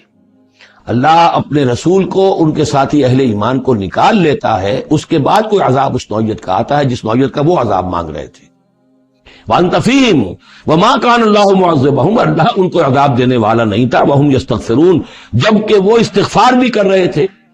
یعنی اسی مکے میں عوام الناس بھی تو تھے، سادہ لوگ بھی تو تھے، وہ استغفار بھی کرتے تھے، تلبیہ بھی پڑھتے تھے، لبیک اللہم لبیک لبیک اللہم لبیک، یہ بھی تو کرتے تھے، اللہ کو بھی پکارتے تھے. تو بڑا گڑبڑ سا معاملہ تھا. جب تک کہ اللہ تعالیٰ یمیز الخبیث من الطیب کر نہ دے، اس وقت تک اس طرح کا معاملہ اللہ تعالیٰ کے لیے درست نہیں تھا. وما لهم الا يعذبهم، باقی وہ عذاب کے پورے طور سے مستحق تو ہو چکے ہیں. اور کیا ہے وہ کون سی رکاوٹ ہے ان کے لیے؟ ما لهم الا يعذبهم اللہ، کہ اللہ تعالیٰ ان کو عذاب نہ دے. وهم يصدون عن المسجد الحرام، جبکہ وہ روک رہے ہیں مسجد حرام سے لوگوں کو. وما كانوا اولیاء، اور حقیقت میں یہ اس کے متولی نہیں ہے، یہ اس کے مختار نہیں ہے، یہ اس کے ساتھی نہیں ہے. ان اولیاءہ الا المتقون، اس اللہ کے گھر کے تو ولی اور اس کے جو اصل مجاور کہہ لیجئے یا متولی کہہ لیجئے، وہ تو ہوں گے متقی لوگ جو اللہ کا تقوی رکھتے ہوں، اللہ کی بندگی کرتے ہوں. ولکن اکثرهم لا يعلمون، لیکن ان کی اکثریت علم نہیں رکھتی. وما كان صلاتهم عند البيت، اور انہوں نے جو نماز کا حلیہ بگاڑا ہے، نہیں ہے ان کی نماز بیت اللہ کے پاس الا مقام و تصدیہ، سیٹیاں بجاتے ہیں، تالیاں پیٹتے ہیں، یہ ان کی نماز رہ گئی ہے. طواف کرتے تھے تو اس میں سب سے اونچا طواف تھا برہنہ طواف، اور نماز جو تھی ان کی وہ یہ تھی، سیٹیاں بجاتے ہوئے. جیسے کہ آپ کو معلوم ہے کہ بعض علاقوں میں مسجدوں کے اندر جب وہ میلاد کی محفلیں ہوتی ہیں تو اس کے اندر ڈھول اور ڈھمک کا، یہ میں نے سنا ہے کہ خاص طور پر افریقہ کے بعض ممالک میں کام ہوتا ہے. یہ اللہ کا شکر ہے اس حد تک کم سے کم یہ کہ بر عظیم پاک و ہند کے اندر جو بھی صورت ہوئی ہے وہ یہ مسجد کے اندر یہ خرافات نہیں ہوئی ہے، باقی باہر ہو رہی ہے جو بھی ہو رہی ہے. تو انہوں نے نماز کی بھی شکل یہ بنا دی تھی. فذوقوا العذاب بما کنتم تکفرون، تو اب چکھو مزہ عذاب کا اپنے کفر کی پاداش میں. ان الذين كفروا ينفقون اموالهم ليصدوا عن سبيل اللہ، ظاہر بات ہے یہ لشکر آیا تھا تو اس کے لیے بھی تو لاؤ لشکر تیار کرنا پڑا تھا نا، ساز و سامان، 900 اونٹ، 1000 آدمیوں کے لیے راشن بھی چاہیے تھا. مکے سے چل کے مدینے تک آنا ہے، جنگ میں رہنا ہے، تو یہ 10 اونٹ روزانہ جو ہے ذبح ہو رہے تھے اس فوج کے لیے. تو یہ سارا جو انفاق کیا ہے کچھ لوگوں نے کیا ہے نا، جو باطل کے لیے انفاق کر رہے تھے، شیطان کے لیے. وہ حزب الشیطان جو ہے، آخر وہ بھی تو مجاہد تھے، وہ مجاہد تھے فی سبیل الشیطان، فی سبیل الشرک. تو جو خرچ کر رہے ہیں اپنے مال لیصدوا عن سبیل اللہ، تاکہ لوگوں کو روک سکیں اللہ کے راستے سے، فسینفقونھا، وہ اور بھی خرچ کریں گے، ابھی انہیں اور بڑے لشکر تیار کرنے پڑیں گے. ثم تکون علیہم حسرۃ، پھر یہ سب ان کے لیے ایک حسرت بن جائے گی. سب کچھ مال بھی ہم نے لگا دیا، ساری جانیں ہم نے گنوا دی، کچھ نہ ہوا. محمد کا بال بیکا نہ کر سکے صلی اللہ علیہ وسلم. اللہ کا دین تو جا الحق وزهق الباطل ان الباطل کان زهوقا، ایک وقت آئے گا کہ اللہ کا دین جو ہے غالب ہو جائے گا. ثم یغلبون، پھر وہ مغلوب ہو کر رہیں گے. والذین کفروا الی جہنم یحشرون، اور جو ان میں سے کافر ہوں گے، جو اس وقت ایمان لے آئیں گے، اللہ تعالیٰ ان کو معاف فرما دے گا، اور جو کفر پر اڑے رہیں گے وہ جہنم کی طرف گھیر کر لے جائے جائیں گے. لیمیز اللہ الخبیث من الطیب، یہ بات جو ہے سورہ آل عمران میں بھی آئی، تاکہ اللہ تعالیٰ پاک کو ناپاک سے علیحدہ کر دے، ممیز کر دے. وَيَجْعَلَ الْخَبِيثَ بَعْضَهُ عَلَى بَعْضٍ، اور جو ناپاک ہے اس کو ایک دوسرے کے اوپر سٹیک کرتا چلا جائے. فَيَرْكَمُهُ، اس کا ڈھیر کر دے، جميعاً، اور ان کو سب کو فَيَجْعَلَهُ فِي جہنم، اور سب کو پھر جہنم میں جھونک دے. یعنی یہ کہ یہ پہلے تو یہ سفٹنگ کرنی ہوگی، یہ طیب ہے، یہ خبیث. خبیث کو ایک دوسرے کے اوپر سٹیک کیجئے اور پھر اس کو جہنم میں ایک ہی مرتبہ دھکا دے دیجئے. لیمیز اللہ الخبیث من الطیب ویجعل الخبیث بعضه علی بعض فیرکمہ جمیعا فیجعلہ فی جہنم اولئک هم الخاسرون، یقیناً یہی لوگ ہیں خسارے پانے والے. قل للذین کفروا ان ینتہوا یغفر لهم ما قد سلف، اعلان کر دیجئے محمد صلی اللہ علیہ وسلم ان کافروں کے سامنے، بعد آ جائیں تو جو کچھ ہو چکا ہے وہ معاف کر دیا جائے گا. اب بھی موقع ہے، اب بھی ایمان لے آؤ. وَإِن يَعُودُوا، اور اگر وہ ارادہ کریں گے دوبارہ وہ کچھ کریں گے، فقط بدت سنت الاولین، تو پچھلوں کی بھی داستانیں گزر چکی ہیں، ان کی جو بھی کچھ ان پر ہوا ہے وہ سب کو معلوم ہے. اب ظاہر بات ہے کہ وہ مکی قرآن تو نازل ہو چکا تھا، سورہ اعراف بھی نازل ہو چکی، سورہ نام بھی نازل ہو چکی، جو کچھ ہوا ہے قوم ہود کے ساتھ، قوم صالح کے ساتھ، قوم شعیب کے ساتھ، اس ساری داستانیں تو تھی. فقط مدد سنت الاولین، اگلوں کا جو طریقہ اور راستہ تھا وہ تو گزر چکا ہے، وہ سب کے سامنے آ چکا ہے. وَقَاتِلُوهُمْ حَتَّى لَا تَكُونَ فِتْنَةٌ وَيَكُونَ الدِّينُ كُلُّهُ لِلَّهِ۔ یہ سورہ بقرہ میں بھی آیت آئی تھی اور اب آئی ہے اضافی شان کے ساتھ، یعنی اے مسلمانوں اب تمہاری یہ دعوت و تحریک جو ہے یہ اس مرحلے میں داخل ہو گئی، آرمڈ کانفلکٹ۔ اب یہ 15 برس کے بعد حضور نے جب دعوت کا آغاز کیا ہے مکے میں، اس کے بعد سے 15 برس گزر چکے، اب وہ دعوت، تنظیم، تربیت، صبر محض کا دور ختم ہوا، پیسو ریزسٹنس کا دور ختم ہوا، ایکٹیو ریزسٹنس کی محمد نے صلی اللہ علیہ وسلم اقدام کیا، اور اقدام کے نتیجے میں آخری اور چھٹا مرحلہ آ گیا، یعنی آرم کانفلکٹ۔ اب تلوار سے ٹکرا چکی، اب تمہاری تلواریں نیام میں نہیں جائیں گی جب تک کام مکمل نہ ہو جائے، اور کام کی تکمیل کیا ہے؟ فتنہ بالکل ختم ہو جائے۔ وَقَاتِلُوهُمْ حَتَّى لَا تَكُونَ فِتْنَةٌ، فتنہ وہ کیفیت ہے کہ جس میں ایمان پر قائم رہنا، ایمان پر عمل کرنا مشکل ہو جائے۔ جب باطل کا غلبہ تو ایک بندہ مومن کے لیے ایمان پر پوری طریقے سے کاربند ہونا مشکل ہے، لہذا اس صورتحال کو ختم کرو، یعنی اب دین کا غلبہ ہو جائے۔ حَتَّى لَا تَكُونَ فِتْنَةٌ وَيَكُونَ الدِّينُ كُلُّهُ لِلَّهِ، دین بھی جزوی نہیں، کل کا کل دین اللہ ہی کے تابع آ جائے۔ فَإِنِ انتَهَوْا فَإِنَّ اللَّهَ بِمَا يَعْمَلُونَ بَصِيرٌ، پھر اگر وہ باز آ جائے تو جو کچھ وہ کر رہے ہیں اللہ اسے دیکھ رہا ہے۔ وَإِن تَوَلَّوْا، اور اگر پیچھ موڑ لیں، وَاعْلَمُوا، تو اے مسلمانوں تم یہ جان لو، أَنَّ اللَّهَ مَوْلَاكُمْ، اللہ تمہارا مولا ہے، تمہارا ولی ہے، ساتھی ہے، مددگار ہے، پشت پناہ ہے۔ نعم المولا ونعم النصیر، کیا ہی اچھا ہے وہ حمایتی اور کیا ہی خوب ہے وہ مددگار۔ وَاعْلَمُوا أَنَّمَا غَنِمْتُم مِّن شَيْءٍ فَأَنَّ لِلَّهِ خُمُسَهُ وَلِلرَّسُولِ وَلِذِي الْقُرْبَى وَالْيَتَامَى وَالْمَسَاكِينِ وَابْنِ السَّبِيلِ إِن كُنتُمْ آمَنتُم بِاللَّهِ وَمَا أَنزَلْنَا عَلَىٰ عَبْدِنَا يَوْمَ الْفُرْقَانِ يَوْمَ الْتَقَى الْجَمْعَانِ وَاللَّهُ عَلَىٰ كُلِّ شَيْءٍ قَدِيرٌ صدق اللہ العظیم۔ اب یہاں وہ مال غنیمت کا حکم بیان ہو رہا ہے۔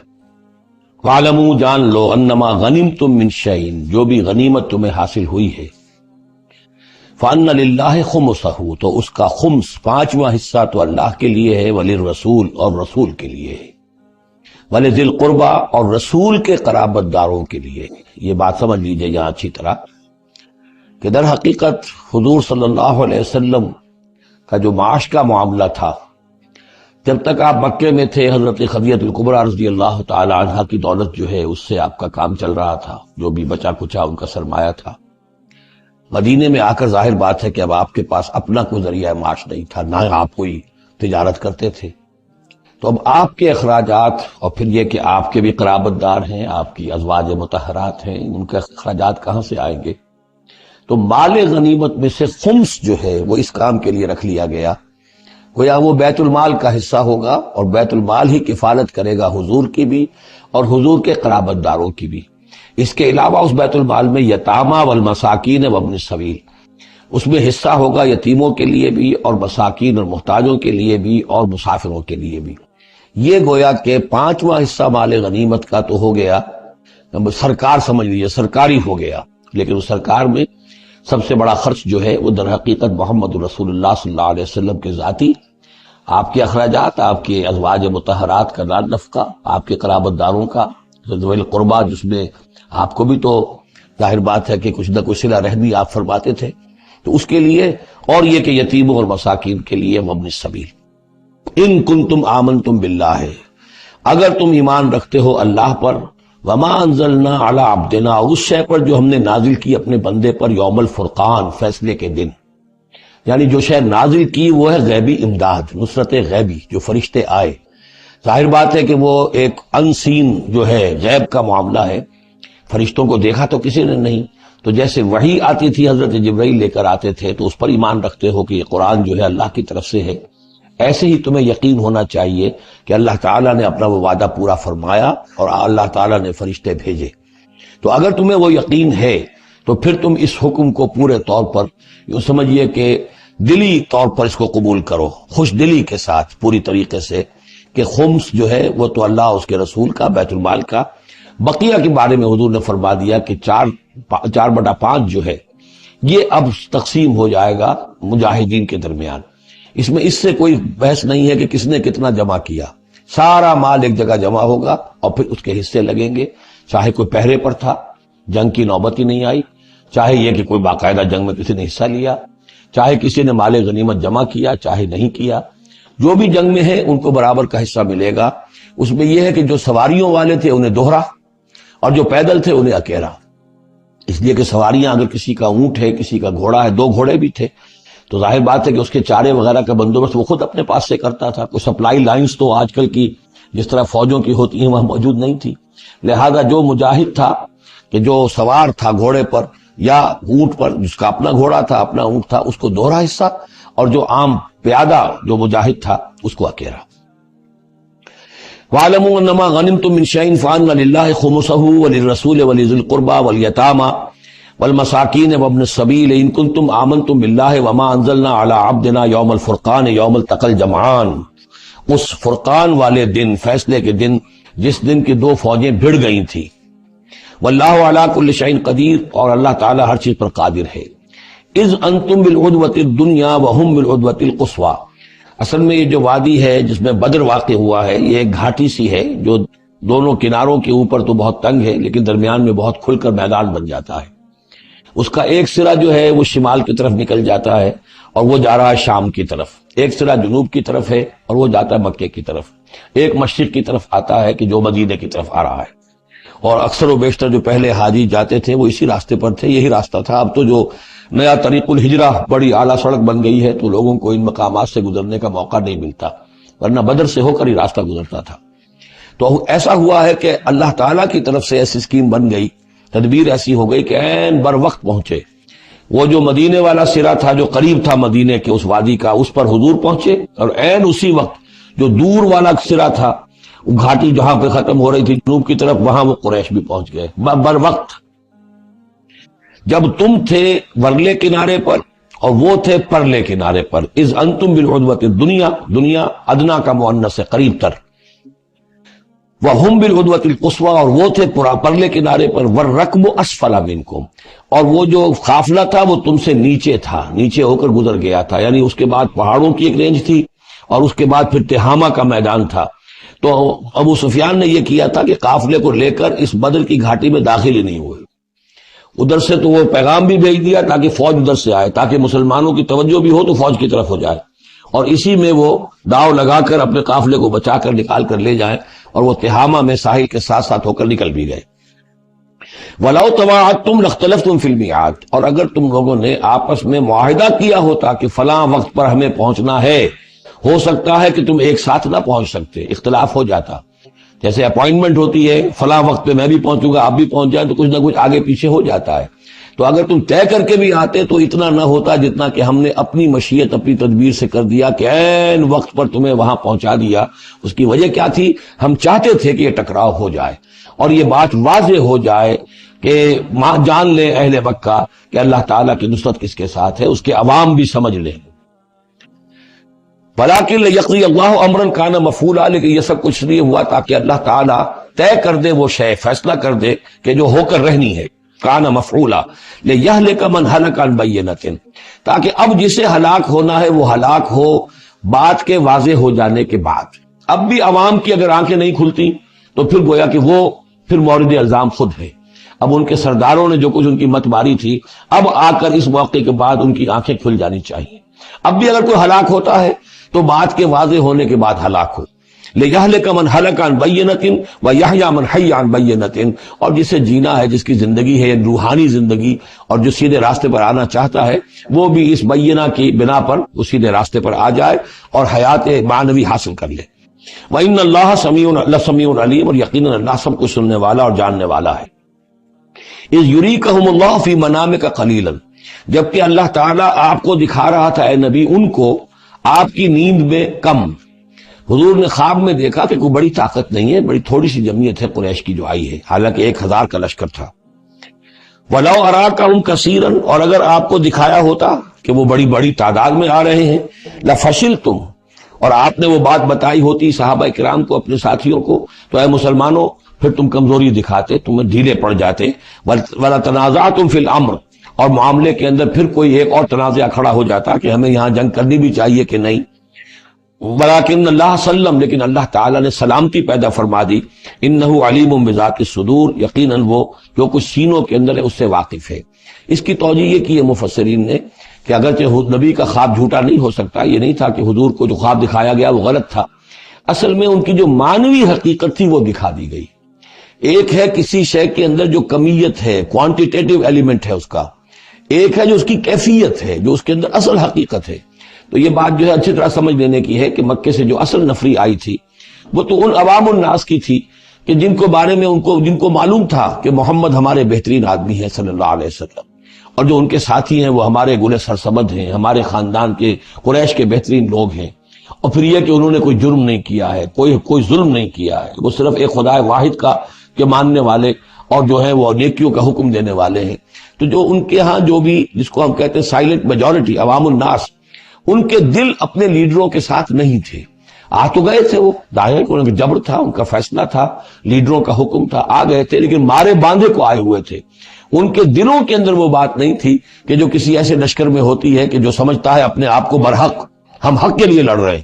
تو اس کے اندر جو طاقت ہوتی ہے اس لڑنے والے کے اندر، وہ اس شخص میں نہیں ہوتی کہ جو مارے باندھے کو لے آیا گیا ہو اور خود اسے اپنے دل میں یہ یقین نہ ہو کہ میں حق کے لیے لڑ رہا ہوں. اس اعتبار سے معنوی طور پر جو ان کی کیفیت تھی اس کے اعتبار سے وہ واقعتاً کم تھے. تو حضور کو خواب میں اللہ تعالیٰ نے ان کی اصل حقیقت دکھائی. وَإِذْ يُرِيكُمُوهُمْ إِذْ الْتَقَيْتُمْ فِي أَعْيُنِكُمْ قَلِيلًا وَيُقَلِّلُكُمْ فِي أَعْيُنِهِمْ. مزید برآں اللہ نے یہ کیا کہ جب دونوں لشکر ٹکرائے ہیں تو ایسی کیفیت پیدا کر دی کہ مسلمانوں کو بھی وہ تھوڑے لگ رہے تھے، کوئی زیادہ لوگ نہیں، اور انہیں بھی مسلمان تھوڑے نظر آ رہے تھے. یعنی یہ کہ ہر صورت اللہ نے ایسی بنا دی تھی کہ جنگ ہو اور ڈٹ کر ہو، تاکہ یہ صورتحال جو ہے یوم الفرقان ہونا اس کا بالکل واضح ہو جائے. اگر کسی وجہ سے وہ کرنی کترا جاتا معاملہ اور جنگ نہ ہوتی، مقابلہ نہ ہوتا، تو جس طریقے سے کہ اللہ اس کو فیصلہ کن دن بنا دینا چاہتا تھا، یوم الفرقان فیصلے کا دن، وہ صورتحال پیدا نہ ہوتی. لِيَقْضِيَ اللَّهُ أَمْرًا كَانَ مَفْعُولًا، تاکہ اللہ پورا کر دے اس معاملے کو کہ جو ہونے والا ہی تھا. وَإِلَى اللَّهِ تُرْجَعُ الْأُمُورُ، اور تمام معاملات بالآخر تو اللہ ہی کی طرف لوٹا دیے جائیں گے. یا ایھا الذین آمنوا اذا لقیتم فئۃ فاثبتوا، اے اہل ایمان جب بھی اب تمہارا، اب چونکہ دور شروع ہو گیا ہے، اب تمہاری جد و جہد جو ہے وہ آخری مرحلے میں داخل ہو چکی ہے، مسلح تصادم کا آغاز ہو چکا ہے، اور یہ تو ابھی پہلی جنگ ہے، ابھی جنگیں اور آنی ہیں. اگلے ہی سال غزوہ احد ہو گیا. جب بھی تمہارا مقابلہ ہو کسی فوج سے فاثبتوا، پہلا حکم تو یہ ہے کہ پھر ثابت قدم رہو، قدم جمائے رکھو. دوسرا حکم وَاذْكُرُوا اللَّهَ كَثِيرًا، اور اللہ کا ذکر کرو کثرت کے ساتھ، لعلکم تفلحون، تاکہ تم فلاح پاؤ. تمہاری جو طاقت ہے وہ اللہ تعالیٰ کے بھروسے پر ہے. وَاصْبِرْ وَمَا صَبْرُكَ إِلَّا بِاللَّهِ، ایک بندہ مومن کا صبر جو ہے وہ اللہ کے بھروسے پر ہے. لہذا اللہ یاد رہے گا، اللہ کے ساتھ قلبی تعلق، روحانی تعلق استوار ہوگا تو تم ثابت قدم رہو گے. اور اگر اللہ کے رشتہ ٹوٹ گیا، قلبی رشتہ، روحانی رشتہ، تو پھر تمہارے اندر جان نہیں ہوگی. اور تیسرا حکم لعلکم تفلحون، تاکہ تم مراد پاؤ. اور تیسرا حکم اطیعوا اللہ ورسولہ، اور دیکھو تیسرا حکم یہ ہے کہ جو ڈسپلن ہے اس کی پابندی کرو. حکم مانو اللہ کا اور اس کے رسول کا. اب ویسے تو یہاں اللہ کا حکم بھی کہا گیا ہے، ظاہر بات ہے کہ وہاں تو ہر وقت جو حکم آتا تھا وہ رسول کا حکم آتا تھا، اس لیے کہ قرآن بھی آ رہا ہے تو رسول کی زبان سے ادا ہو رہا ہے، اور رسول اپنی جانب سے اپنی اجتہاد کے تحت، اپنی رائے کے تحت، اپنی تدبیر کے تحت کوئی رائے دے رہے ہیں تو ابھی حضور کی زبان مبارک سے ادا ہو رہا ہے. تو ویسے کہنے کو یہ اللہ اور اس کے رسول کی اطاعت کرو، لیکن عملاً وہ رسول اطاعت بن جاتی ہے. بمصطفیٰ برساں خیش را کہ دی ہمہ اوست، واطیعوا اللہ ورسولہ ولا تنازعوا، اور دیکھو آپس میں جھگڑو نہیں. یہی وہ الفاظ آئے ہیں جو سورہ آل عمران میں ہم پڑھ چکے ہیں. وَلَقَدْ صَدَقَكُمُ اللَّهُ وَعْدَهُ إِذْ تَحُسُّونَهُم بِإِذْنِهِ حَتَّىٰ إِذَا فَشِلْتُمْ وَتَنَازَعْتُمْ فِي الْأَمْرِ وَعَصَيْتُم مِّن بَعْدِ مَا أَرَاكُم مَّا تُحِبُّونَ. اب یہ ایک سال بعد ہونے والا ہے، یہ ایک سال پہلے ان سے کہا جا رہا ہے نظم کی پابندی کرو، اطاعت رسول پر کاربند رہو. ولا تنازعوا، اختلاف نہ کرو، جھگڑا نہ ڈالو. فتفشلوا، تو تم ڈھیلے پڑ جاؤ گے. وتذهب ريحكم، اور تمہاری ہوا اکھڑ جائے گی. واصبروا، اور ثابت قدم رہو. ان اللہ مع الصابرین، یقیناً اللہ تعالیٰ صابروں کے ساتھ ہے، اللہ کی نصرت، تائید اہل صبر کے ساتھ ہے. وَلَا تَكُونُوا كَالَّذِينَ خَرَجُوا مِن دِيَارِهِمْ بَطَرًا وَرِئَاءَ النَّاسِ، ان لوگوں کے مانند نہ ہو جانا کبھی جو نکلے تھے اپنے گھروں سے اتراتے ہوئے، اینٹتے ہوئے، اکڑتے ہوئے لوگوں کو دکھانے کے لیے. یہ وہ قریش کا لشکر جب چلا ہے تو ابو جہل نے جو بھی ساز و سامان کیا تھا اس کے لیے ڈھول ڈھمکا بھی تھا، اور اس کے ساتھ جو ہے ہر طرح کا لاؤ لشکر، تو وہ تو جا رہے تھے بالکل اس خیال سے کہ فتح ہماری ہے ہی ہے اور ہم مسل کر رکھ دیں گے، جیسے مچھر کو مسل دیا جاتا ہے۔ یہ مسلمان ہیں ہی کتنے، وہ جو ہے خوب اپنے شان و شوکت کا مظاہرہ کرتے ہوئے جا رہے تھے۔ وَيَصُدُّونَ عَن سَبِيلِ اللَّهِ، اور حقیقت کیا تھی کہ اللہ کے راستے سے روک رہے تھے۔ وَاللَّهُ بِمَا يَعْمَلُونَ مُحِيطٌ، اور جو کچھ وہ کر رہے تھے اللہ اس کا احاطہ کیے ہوئے تھا، اللہ کے قابو سے باہر جانے والی ان کی کوئی تدبیر نہیں تھی۔ وَإِذْ زَيَّنَ لَهُمُ الشَّيْطَانُ أَعْمَالَهُمْ، اور جب کہ شیطان نے ان کے لیے ان کے اعمال کو مزین کر دیا تھا۔ وَقَالَ لَا غَالِبَ لَكُمُ الْيَوْمَ، اور اس نے ان کے کان میں یہ پھونک ماری تھی، یہ وسوسہ ڈالا تھا، آج تم پر کوئی غالب نہیں آ سکتا۔ مکے سے نکلی ہو نفری اور 1000 کی، یہ تو گویا کہ بڑی انہونی سی بات تھی، عرب کے اندر اس طرح کے مواقع بہت کم آتے تھے، تو گویا کہ وہ پٹیاں پڑھاتا آ رہا تھا، پھونکے مارتا آ رہا تھا، آپ پر کوئی غالب نہیں آ سکتا۔ لا غالب لکم اليوم من الناس، کوئی انسانوں میں سے تم پر غالب نہیں آ سکتا۔ وإنی جار لکم، اور میں بھی تمہارے ساتھ ہی ہوں۔ فلما تراءت الفئتان، اور جب دونوں لشکروں نے ایک دوسرے کو دیکھا، آمنے سامنے ہوئی، نکص علی عقبیہ، تو وہ شیطان اپنی ایڑیوں کے بل پیچھے مڑ گیا، بھاگا۔ وقال، اور اس نے کہا انی بریء منکم، میں تم سے لا تعلق ہوں، میرا تم سے کوئی تعلق نہیں۔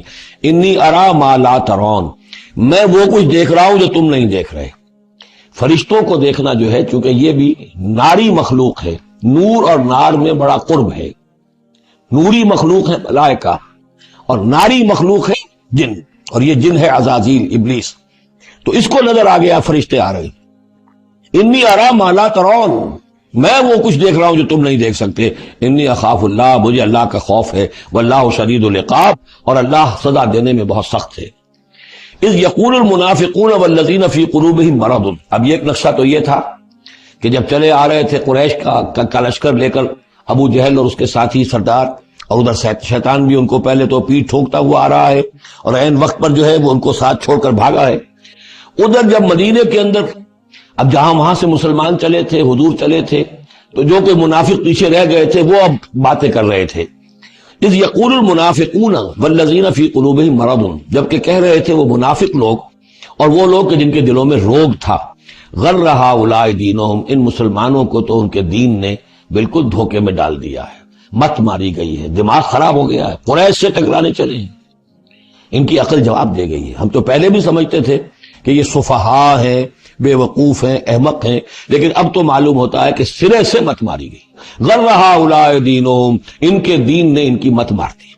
ومن یتوکل علی اللہ فإن اللہ عزیز حکیم، انہیں کیا پتا کہ جو کوئی توکل کرے اللہ پر تو اللہ تعالیٰ زبردست ہے، حکمت والا۔ وَلَوْ تَرَىٰ يَتَوَفَّى الَّذِينَ كَفَرُوا الْمَلَائِكَةُ، اور کاش تم دیکھ سکتے جب کہ قبض کرتے ہیں فرشتے ان کافروں کو، ان کی جانوں کو، یضربون وجوہہم، ان کے چہروں پر ضرب لگاتے ہوئے، وادبارہم، اور ان کی پیٹھوں پر، وذوقوا عذاب الحریق، اور کہتے ہیں اب چکھو جلنے کا عذاب، ذالک بما قدمت ایدیکم، اور یہ وہ کچھ ہے جو تمہارے اپنے ہاتھوں نے آگے بھیجا ہے، وان اللہ لیس بظلام للعبید، اور یہ کہ اللہ تو ہرگز اپنے بندوں کے حق میں ظالم نہیں ہے، ظلم کرنے والا نہیں ہے۔ کداب آل فرعون والذین من قبلہم، جیسے کہ معاملہ ہوا آل فرعون کا اور ان کا جو ان سے پہلے تھے۔ آل فرعون سے پہلے قوم شعیب سے پہلے صدوم اور عمورہ کی بستیاں، ان سے پہلے قوم سمود، ان سے پہلے قوم عاد، ان سے پہلے قوم نوح، یہ ہم سورہ اعراف کے اندر یہ ساری چیزیں پڑھ کر آئے۔ کذاب آل فرعون والذین من قبلہم کفروا بآیات اللہ، انہوں نے بھی اللہ کی آیات کا کفر کیا، فاخذہم اللہ بذنوبہم، تو اللہ نے پکڑ لیا انہیں ان کی گناہوں کی پاداش میں۔ ان اللہ قوی شدید العقاب، یقیناً اللہ تعالیٰ قوی ہے، قوت والا ہے، زور آور ہے، اور سزا دینے میں سخت ہے۔ ذالک بان اللہ لم یکن مغیرا نعمۃ انعمها علی قوم حتی یغیروا ما بانفسہم، یہ اس لیے ہے کہ اللہ تعالیٰ کا یہ طریقہ نہیں ہے کہ کوئی نعمت جو اس نے کسی قوم کو دی ہو اس میں تغیر کر دے جب تک کہ وہ قوم اپنے اندر کی کیفیت کو متغیر نہ کر دے۔ یعنی یہ ہر قوم جو اٹھی تھی اسی شکل میں اٹھی تھی کہ اللہ تعالیٰ نے ایک نبی بھیجا، جیسے کہ قوم ہود ختم ہوئی تو حضرت ہود اور ان کے ساتھیوں کے ذریعے سے ایک نئی قوم وجود میں آئی جو آگے چل کر سمود کہلائی۔ تو یہ لوگ کون تھے؟ یہ لوگ تھے جن کو اللہ نے نعمت دی تھی، انعام دیا تھا، احسان کیا تھا، ایمان انہیں ملا تھا، لیکن جب انہوں نے اپنی اس نعمتوں کو بدل دیا، کفر کی روش پر آ گئے، توحید کی پگڈنڈی چھوڑ کر، توحید کی شاہراہ کو چھوڑ کر شرک کی پگڈنڈیوں پہ مڑ گئے، تو پھر اللہ تعالیٰ کی نعمت بھی تبدیل ہو جاتی ہے، اللہ تعالیٰ نعمت سلب کر لیتا ہے، انعام کی جگہ پر اللہ کا عذاب آ جاتا ہے۔ ذالک بان اللہ لم یک مغیرا نعمتا انعمها علی قوم حتی یغیروا ما بانفسہم۔ یہی ہے جو مضمون آگے بھی آئے گا سورہ رعد میں بھی، اور اس کو پھر یہ کہ اردو میں بھی ایک شعر میں لوگوں نے پیش کیا ہے کہ خدا نے آج تک اس قوم کی حالت نہیں بدلی، نہ ہو جس کو خیال آپ اپنی حالت کے بدلنے کا۔ قوموں کے اپنے اندر کے حالات بدلتے ہیں تو پھر تقدیر بدلتی ہے، صرف خواہش سے، وشفل تھنکنگ سے، امانی سے کوئی بات نہیں ہوا کرتی۔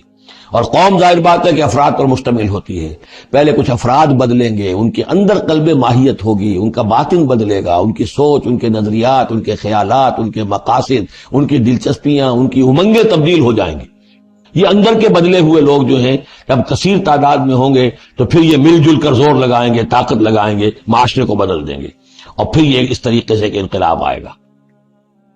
کیوں بجاں در رفت جہاں دیگر شود، جہاں چو دیگر شد جہاں دیگر شود۔ جب یہ قرآن کسی کے اندر اتر جاتا ہے، اس کے اندر ایک تبدیلی آ جاتی ہے، بالکل بدل جاتا ہے انسان اندرونی طور پر، اور یہ اندرونی تبدیلی ہے جو عالمی انقلاب تک ممتد ہو سکتی ہے۔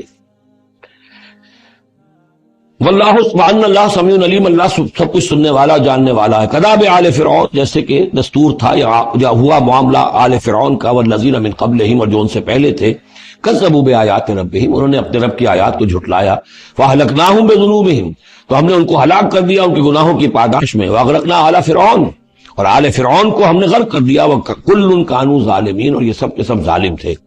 ان شر الدواب عند اللہ الذین کفروا فہم لا یؤمنون، بدترین چوپائے اللہ کے نزدیک یہی لوگ ہیں، اللہ کے نزدیک جو کفر کرتے ہیں اور وہ ایمان نہیں لاتے۔ یعنی وہی جو ہم پڑھ چکے سورہ اعراف میں کہ یہ لوگ انسان نظر آتے ہیں، حقیقت میں انسان نہیں ہے۔ لہم قلوب لا یفقہون بہا ولہم اعین لا یبصرون بہا ولہم آذان لا یسمعون بہا اولئک کالانعام بل ہم اضل، وہ چوپایوں کے مانند ہیں بلکہ ان سے بھی گئے گزرے۔ اس لیے شر الدواب کہا گیا، تمام جانداروں میں اور جمان چوپایوں میں، جانوروں میں سب سے برے لوگ جو ہیں وہ یہ انسان نما حیوان ہیں کہ جن کے اندر عقل نہیں، جن کے اندر شعور نہیں، جو ایمان سے خالی ہیں اور کفر پر اور صرف دنیا کی لذتوں پر ریجھ گئے۔ الذین عاہدت منہم ثم ینقضون عہدہم فی کل مرۃ وہم لا یتقون، وہ لوگ کہ جن سے آپ نے اے نبی معاہدہ کیا تھا، پھر وہ ہر مرتبہ اپنا عہد توڑتے ہیں اور اس کا کوئی ڈر نہیں رکھتے۔ اب یہ اشارہ ہو رہا ہے یہود کی طرف، کیونکہ حضور جب مدینے میں تشریف لائے تو میں نے آپ کو شروع میں بتا دیا تھا کہ آپ نے بہت بڑا یہ سمجھیے کہ اس کو Montgomery what, professor Montgomery what نے جس قدر تعریف کی ہے اس کی، اور سارے جتنے بھی الفاظ ہو سکتے تھے انگریزی زبان میں، اسٹیٹسمین شپ، کہ حضور کا معاملہ، فہمی کا معاملہ، تدبر کا معاملہ، سیاست کو سمجھنے کا معاملہ، اس کی بہت بڑی بات یہ ہے کہ آپ نے یہودی قبائل جو تھے تینوں، ان کو معاہدوں میں جکڑ لیا۔ تو یہ ایک بہت بڑا آپ کا کارنامہ تھا۔ لیکن اب ظاہر بات ہے جکڑے تو وہ گئے، اندر سے وہ دشمنی کرتے تھے، ساز باز کرتے تھے۔ اوپر معاہدہ ہے، اندر سے ساز باز چل رہی ہے، پیغامات بھیجے جا رہے ہیں قریش کو کہ کیا کر رہے ہیں آپ لوگ، کیوں دیر کر رہے ہیں، کیوں نہیں حملہ کرتے، ہم اندر سے آپ کی مدد کریں گے۔ تو یہ کھدبد ابھی چل رہی تھی۔ تو فرمایا الذین عاہدت منہم ثم ینقضون عہدہم، وہ لوگ کہ جن سے نبی آپ نے عہد کیا، معاہدے کیے، اور وہ یہ کہ اپنے معاہدے توڑ رہے ہیں، فی کل مرۃ، ہر بار، وہم لا یتقون، اور وہ ڈرتے نہیں ہیں۔ فإما تثقفنہم فی الحرب، تو اگر آپ پا جائیں انہیں جنگ میں، فشرد بہم من خلفہم، تو ان کو ایسی سزا دیجئے کہ جو پیچھے ہیں ان کے ہوش ٹھکانے آ جائیں، لعلہم یذکرون، تاکہ انہیں عبرت حاصل ہو جائے۔ یعنی یہ کہ اب ایک تو یہ ہے کہ وہ کوئی صرف ان کی جو ہے وہ وہاں سے خطوط جا آ رہے ہیں، پیغام رسانی ہو رہی ہے، لیکن کہیں اگر ان میں اس کا کوئی شخص جنگ میں بھی پکڑا جائے، واقعتاً وہ جنگ میں شریک ہو جائے، قریش کی طرف سے آ جائے اور پکڑا جائے، تو پھر اس کو وہ سزا دیجئے کہ جو ایک کی سزا جو ہے وہ سینکڑوں کے ہوش ٹھکانے کر دے۔ یہ ہے مطلب۔ وَإِمَّا تَثْقَفَنَّهُمْ فِي الْحَرْبِ فَشَرِّدْ بِهِمْ، ایسی سزا ان کو دیجئے من خلفہم، کے جو ان سے پیچھے ہیں ان کے بھی ہوش ٹھکانے ہو جائیں، لعلہم یذکرون، شاید کہ پھر وہ نصیحت پکڑ لیں۔ وَإِمَّا تَخَافَنَّ مِنْ قَوْمٍ خِیَانَةً، اور اگر آپ کسی کو قومی سطح پر اندیشہ ہو جائے آپ کو کسی سے کہ وہ خیانت پر اتر آئی ہے، یعنی ایک ہے انڈیویجول ایکٹس، بنو قریظہ کا کوئی شخص ہے جو کام کر رہا ہے، بنو قریظہ کا سردار کہے گا صاحب مجھے کیا معلوم، یہ ایک شخص کا انڈیویجول معاملہ ہے، اس نے کوئی خط لکھ دیا ہوگا قریش کو یا کوئی سلسلہ جرمانی کیا ہوگا، لیکن یہ ہمارا اجتماعی معاملہ نہیں ہے، ہم معاہدے کے پابند ہیں۔ بنو قینقاع کا کوئی شخص اس نے کر دیا، تو اس کے لیے تو پہلا حکم آ گیا، وہ کہیں اگر مل جائے، جنگ میں مل جائے، کیونکہ ویسے تو اسے ہاتھ نہیں لگا سکتے، معاہدہ ہے ان کے ساتھ، تو معاہدہ ہے، اس کو کیا سزا دیں گے، لیکن یہ کہ جنگ میں کہیں آ جائے، اتنی جرأت کر جائے تو پھر اس کو وہ سزا دیجیے گا کہ جو پیچھے بیٹھے ہوئے ہیں، جو ڈورے ہلا رہے ہیں، تارے ہلا رہے ہیں، ان کو بھی ہوش ٹھکانے آ جائے۔ لیکن یہ کہ اگر آپ کو اندیشہ ہو جائے کہ کوئی قبیلہ جو ہے وہ خلاف ورزی کرنے پر اتر آیا ہے، خیانت کرنے پر اتر آیا ہے، وَإِمَّا تَخَافُنَّ مِنْ قَوْمٍ خِيَانَةً، کسی کی طرف سے خیانت کا آپ کو اندیشہ ہی ہو جائے، فَانبِذْ إِلَيْهِمْ عَلَىٰ سَوَاءٍ، تو پھر پھینک دیجئے ان کی طرف کھلم کھلا، یعنی پھر معاہدے کو ایبروگیٹ کیجئے، کہہ دیجئے کہ آج سے ہمارا کوئی معاہدہ نہیں۔ یہ نہیں ہے کہ معاہدہ بھی قائم رہے اور آپ ان کے خلاف اقدام بھی کر دیں، یہ صحیح نہیں، اس لیے کہ یہ مقام جو ہے اخلاقی اعتبار سے بھی غلط ہے، اور خاص طور پر آپ کا مقام، مقام نبوت، اس کے اعتبار سے کسی درجے میں بھی نہیں ہے کہ کسی قوم کے ساتھ معاہدہ بھی ہے، آپ کو اندیشہ ہے کہ وہ خیانت کر رہے ہیں تو آپ کھلم کھلا اعلان کر دیجئے کہ آج سے میرا اور تمہارا کوئی معاہدہ نہیں، پھر اقدام کیجئے۔ لیکن یہ کہ بغیر اس اعلان کے کوئی اقدام کرنا ان کے خلاف، یہ در حقیقت اللہ تعالیٰ جو اخلاق چاہتا ہے اہل ایمان کے، اس کے منافی ہے۔ وَإِمَّا تَخَافَنَّ مِنْ قَوْمٍ خِيَانَةً فَانبِذْ إِلَيْهِمْ عَلَىٰ سَوَاءٍ، اصل میں یہی وہ بات تھی جس کے حوالے سے مولانا مودودی مرحوم نے 1948 میں یہ جو جہاد کشمیر اس وقت ہو رہا تھا اس کے بارے میں رائے ظاہر کی تھی کہ ہندوستان کے ساتھ ہمارے سفارتی تعلقات ہیں، بھارت کے ساتھ ہمارا سارا معاملہ معاہدات کے اوپر چل رہا ہے، پھر اگر یہ کہ معاملہ جو ہے دوسری طرف ہم یہ شکل کر رہے ہیں کہ وہاں پر جنگ کا معاملہ کر رہے ہیں تو یہ غلط ہے، شریعت کی روح سے، قرآن کی روح سے غلط ہے، ہمیں کھلم کھلا اعلان کرنا چاہیے، جو بھی ہو اللہ تعالیٰ پر بھروسہ رکھنا چاہیے، کھل کر سامنے آنا چاہیے۔ یہ یا کہ میز کے اوپر تو معاہدہ ہے، ہاتھ مل رہے ہیں اور میز کے نیچے سے ٹانگیں گھسیٹی جا رہی ہیں، یہ دنیا داروں کا دھندا تو ٹھیک ہے، لیکن اسلام کی روح سے ایک اسلام کے نام پر بننے والی مملکت کی حکومت کا یہ طرز عمل درست نہیں ہے۔ یہ تھا وہ معاملہ جو سن 48 میں مولانا مودودی نے یہ رائے ظاہر کی تھی، اور اس پر پھر کافی ان کے خلاف جو ہے عوامی جذبات جو ہیں وہ بہت جو ہے اس وقت بہت بلند ہو گئے تھے، مشتعل ہو گئے تھے، اس لیے کہ عوام کی اپنی سوچ ہوتی ہے۔ وَإِمَّا تَخَافَنَّ مِنْ قَوْمٍ خِيَانَةً فَانبِذْ إِلَيْهِمْ عَلَىٰ سَوَاءٍ، معاہدہ ان کے منہ پر دے مارو، ان اللہ لا يحب الخائنین، یقیناً اللہ تعالیٰ کو خیانت کرنے والے پسند نہیں ہے۔ وَلَا يَحْسَبَنَّ الَّذِينَ كَفَرُوا سَبَقُوا، اور نہ سمجھے وہ لوگ جنہوں نے کفر کیا ہے کہ وہ بچ نکلے ہیں، یعنی یہ کہ اب اگر کچھ لوگ بچ کے بھی تو چلے گئے نا، آخر 1000 کی نفری آئی تھی، انہم لا یعجزون، یہ جو بچ کر چلے گئے وہ یہ نہ سمجھے کہ وہ اللہ کو عاجز کر دیں گے، وہ عاجز نہیں کر سکیں گے۔ وَأَعِدُّوا لَهُم مَّا اسْتَطَعْتُمْ، اور اے مسلمانوں اب جب یہ نیا دور شروع ہو ہی گیا ہے تمہاری اس دعوت و تحریک کا، تو اب پوری طریقے سے اپنے امکان بھر سامان حرب تیار کرو۔ اعدوا لہم، اعداد، تیاری کرنا، اسلحہ تیار کرو، سامان جنگ تیار کرو، گھوڑے تیار رکھو، رسالہ تمہارا ہونا چاہیے، جو بھی تمہارے لیے ممکن ہے۔ یہ توکل کا مطلب یہ نہیں ہے کہ تم ہاتھ پر ہاتھ دھر کر بیٹھ رہو اللہ تمہاری مدد کرے گا۔ اعدوا لہم ما استطعتم، اپنی استطاعت جو ہے اس کی حد تک تو پوری تیاری کرو، من قوت، طاقت سے بھی، ومن رباط الخیل، اور پلے ہوئے گھوڑوں کے ذریعے سے بھی، اس لیے کہ اس زمانے میں جنگ کے لیے سب سے زیادہ جو مؤثر شے تھی آپ کو معلوم ہے وہ گھوڑا، تیز رفتار ہے، اونٹ جو ہے تیز دوڑ نہیں سکتا ہے۔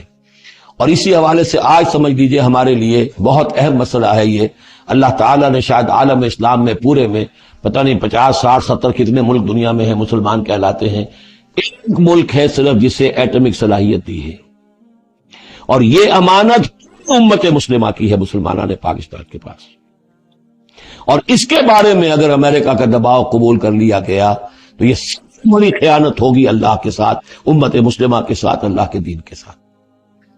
وہ اسرائیل لے کر بیٹھا ہوا ہے ایٹم بم کے، اس کے پاس انبار لگے ہوئے، لیکن یہ ہے کہ ساری پالیسی جو چل رہی ہے وہ یہ کسی طریقے سے پاکستان کا، ایک عراق کے بارے میں اندیشہ ہوا تھا کہ اسے ایٹمی دانت نکل سکتے ہیں، اس ایک مرتبہ اس کا وہ ایٹمک پلانٹ جو ہے اس کا بھرکس نکال دیا تھا، دوسری مرتبہ یہ کہ اس کا پورا بھرکس ہی نکل گیا، اگلا پچھلا کھایا پیا سب اگلوا دیا۔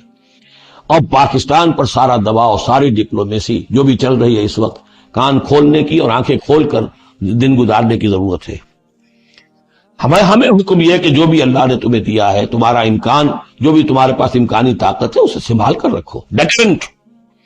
اعدوا لهم ما استطعتم من قوة ومن رباط الخیل ترہبون به عدو اللہ، تاکہ تم اللہ کے دشمنوں کو اس سے ڈرا سکو، یہی ہے ڈیٹرنٹ، تو معلوم ہو کہ ان کے پاس وہ طاقت ہے۔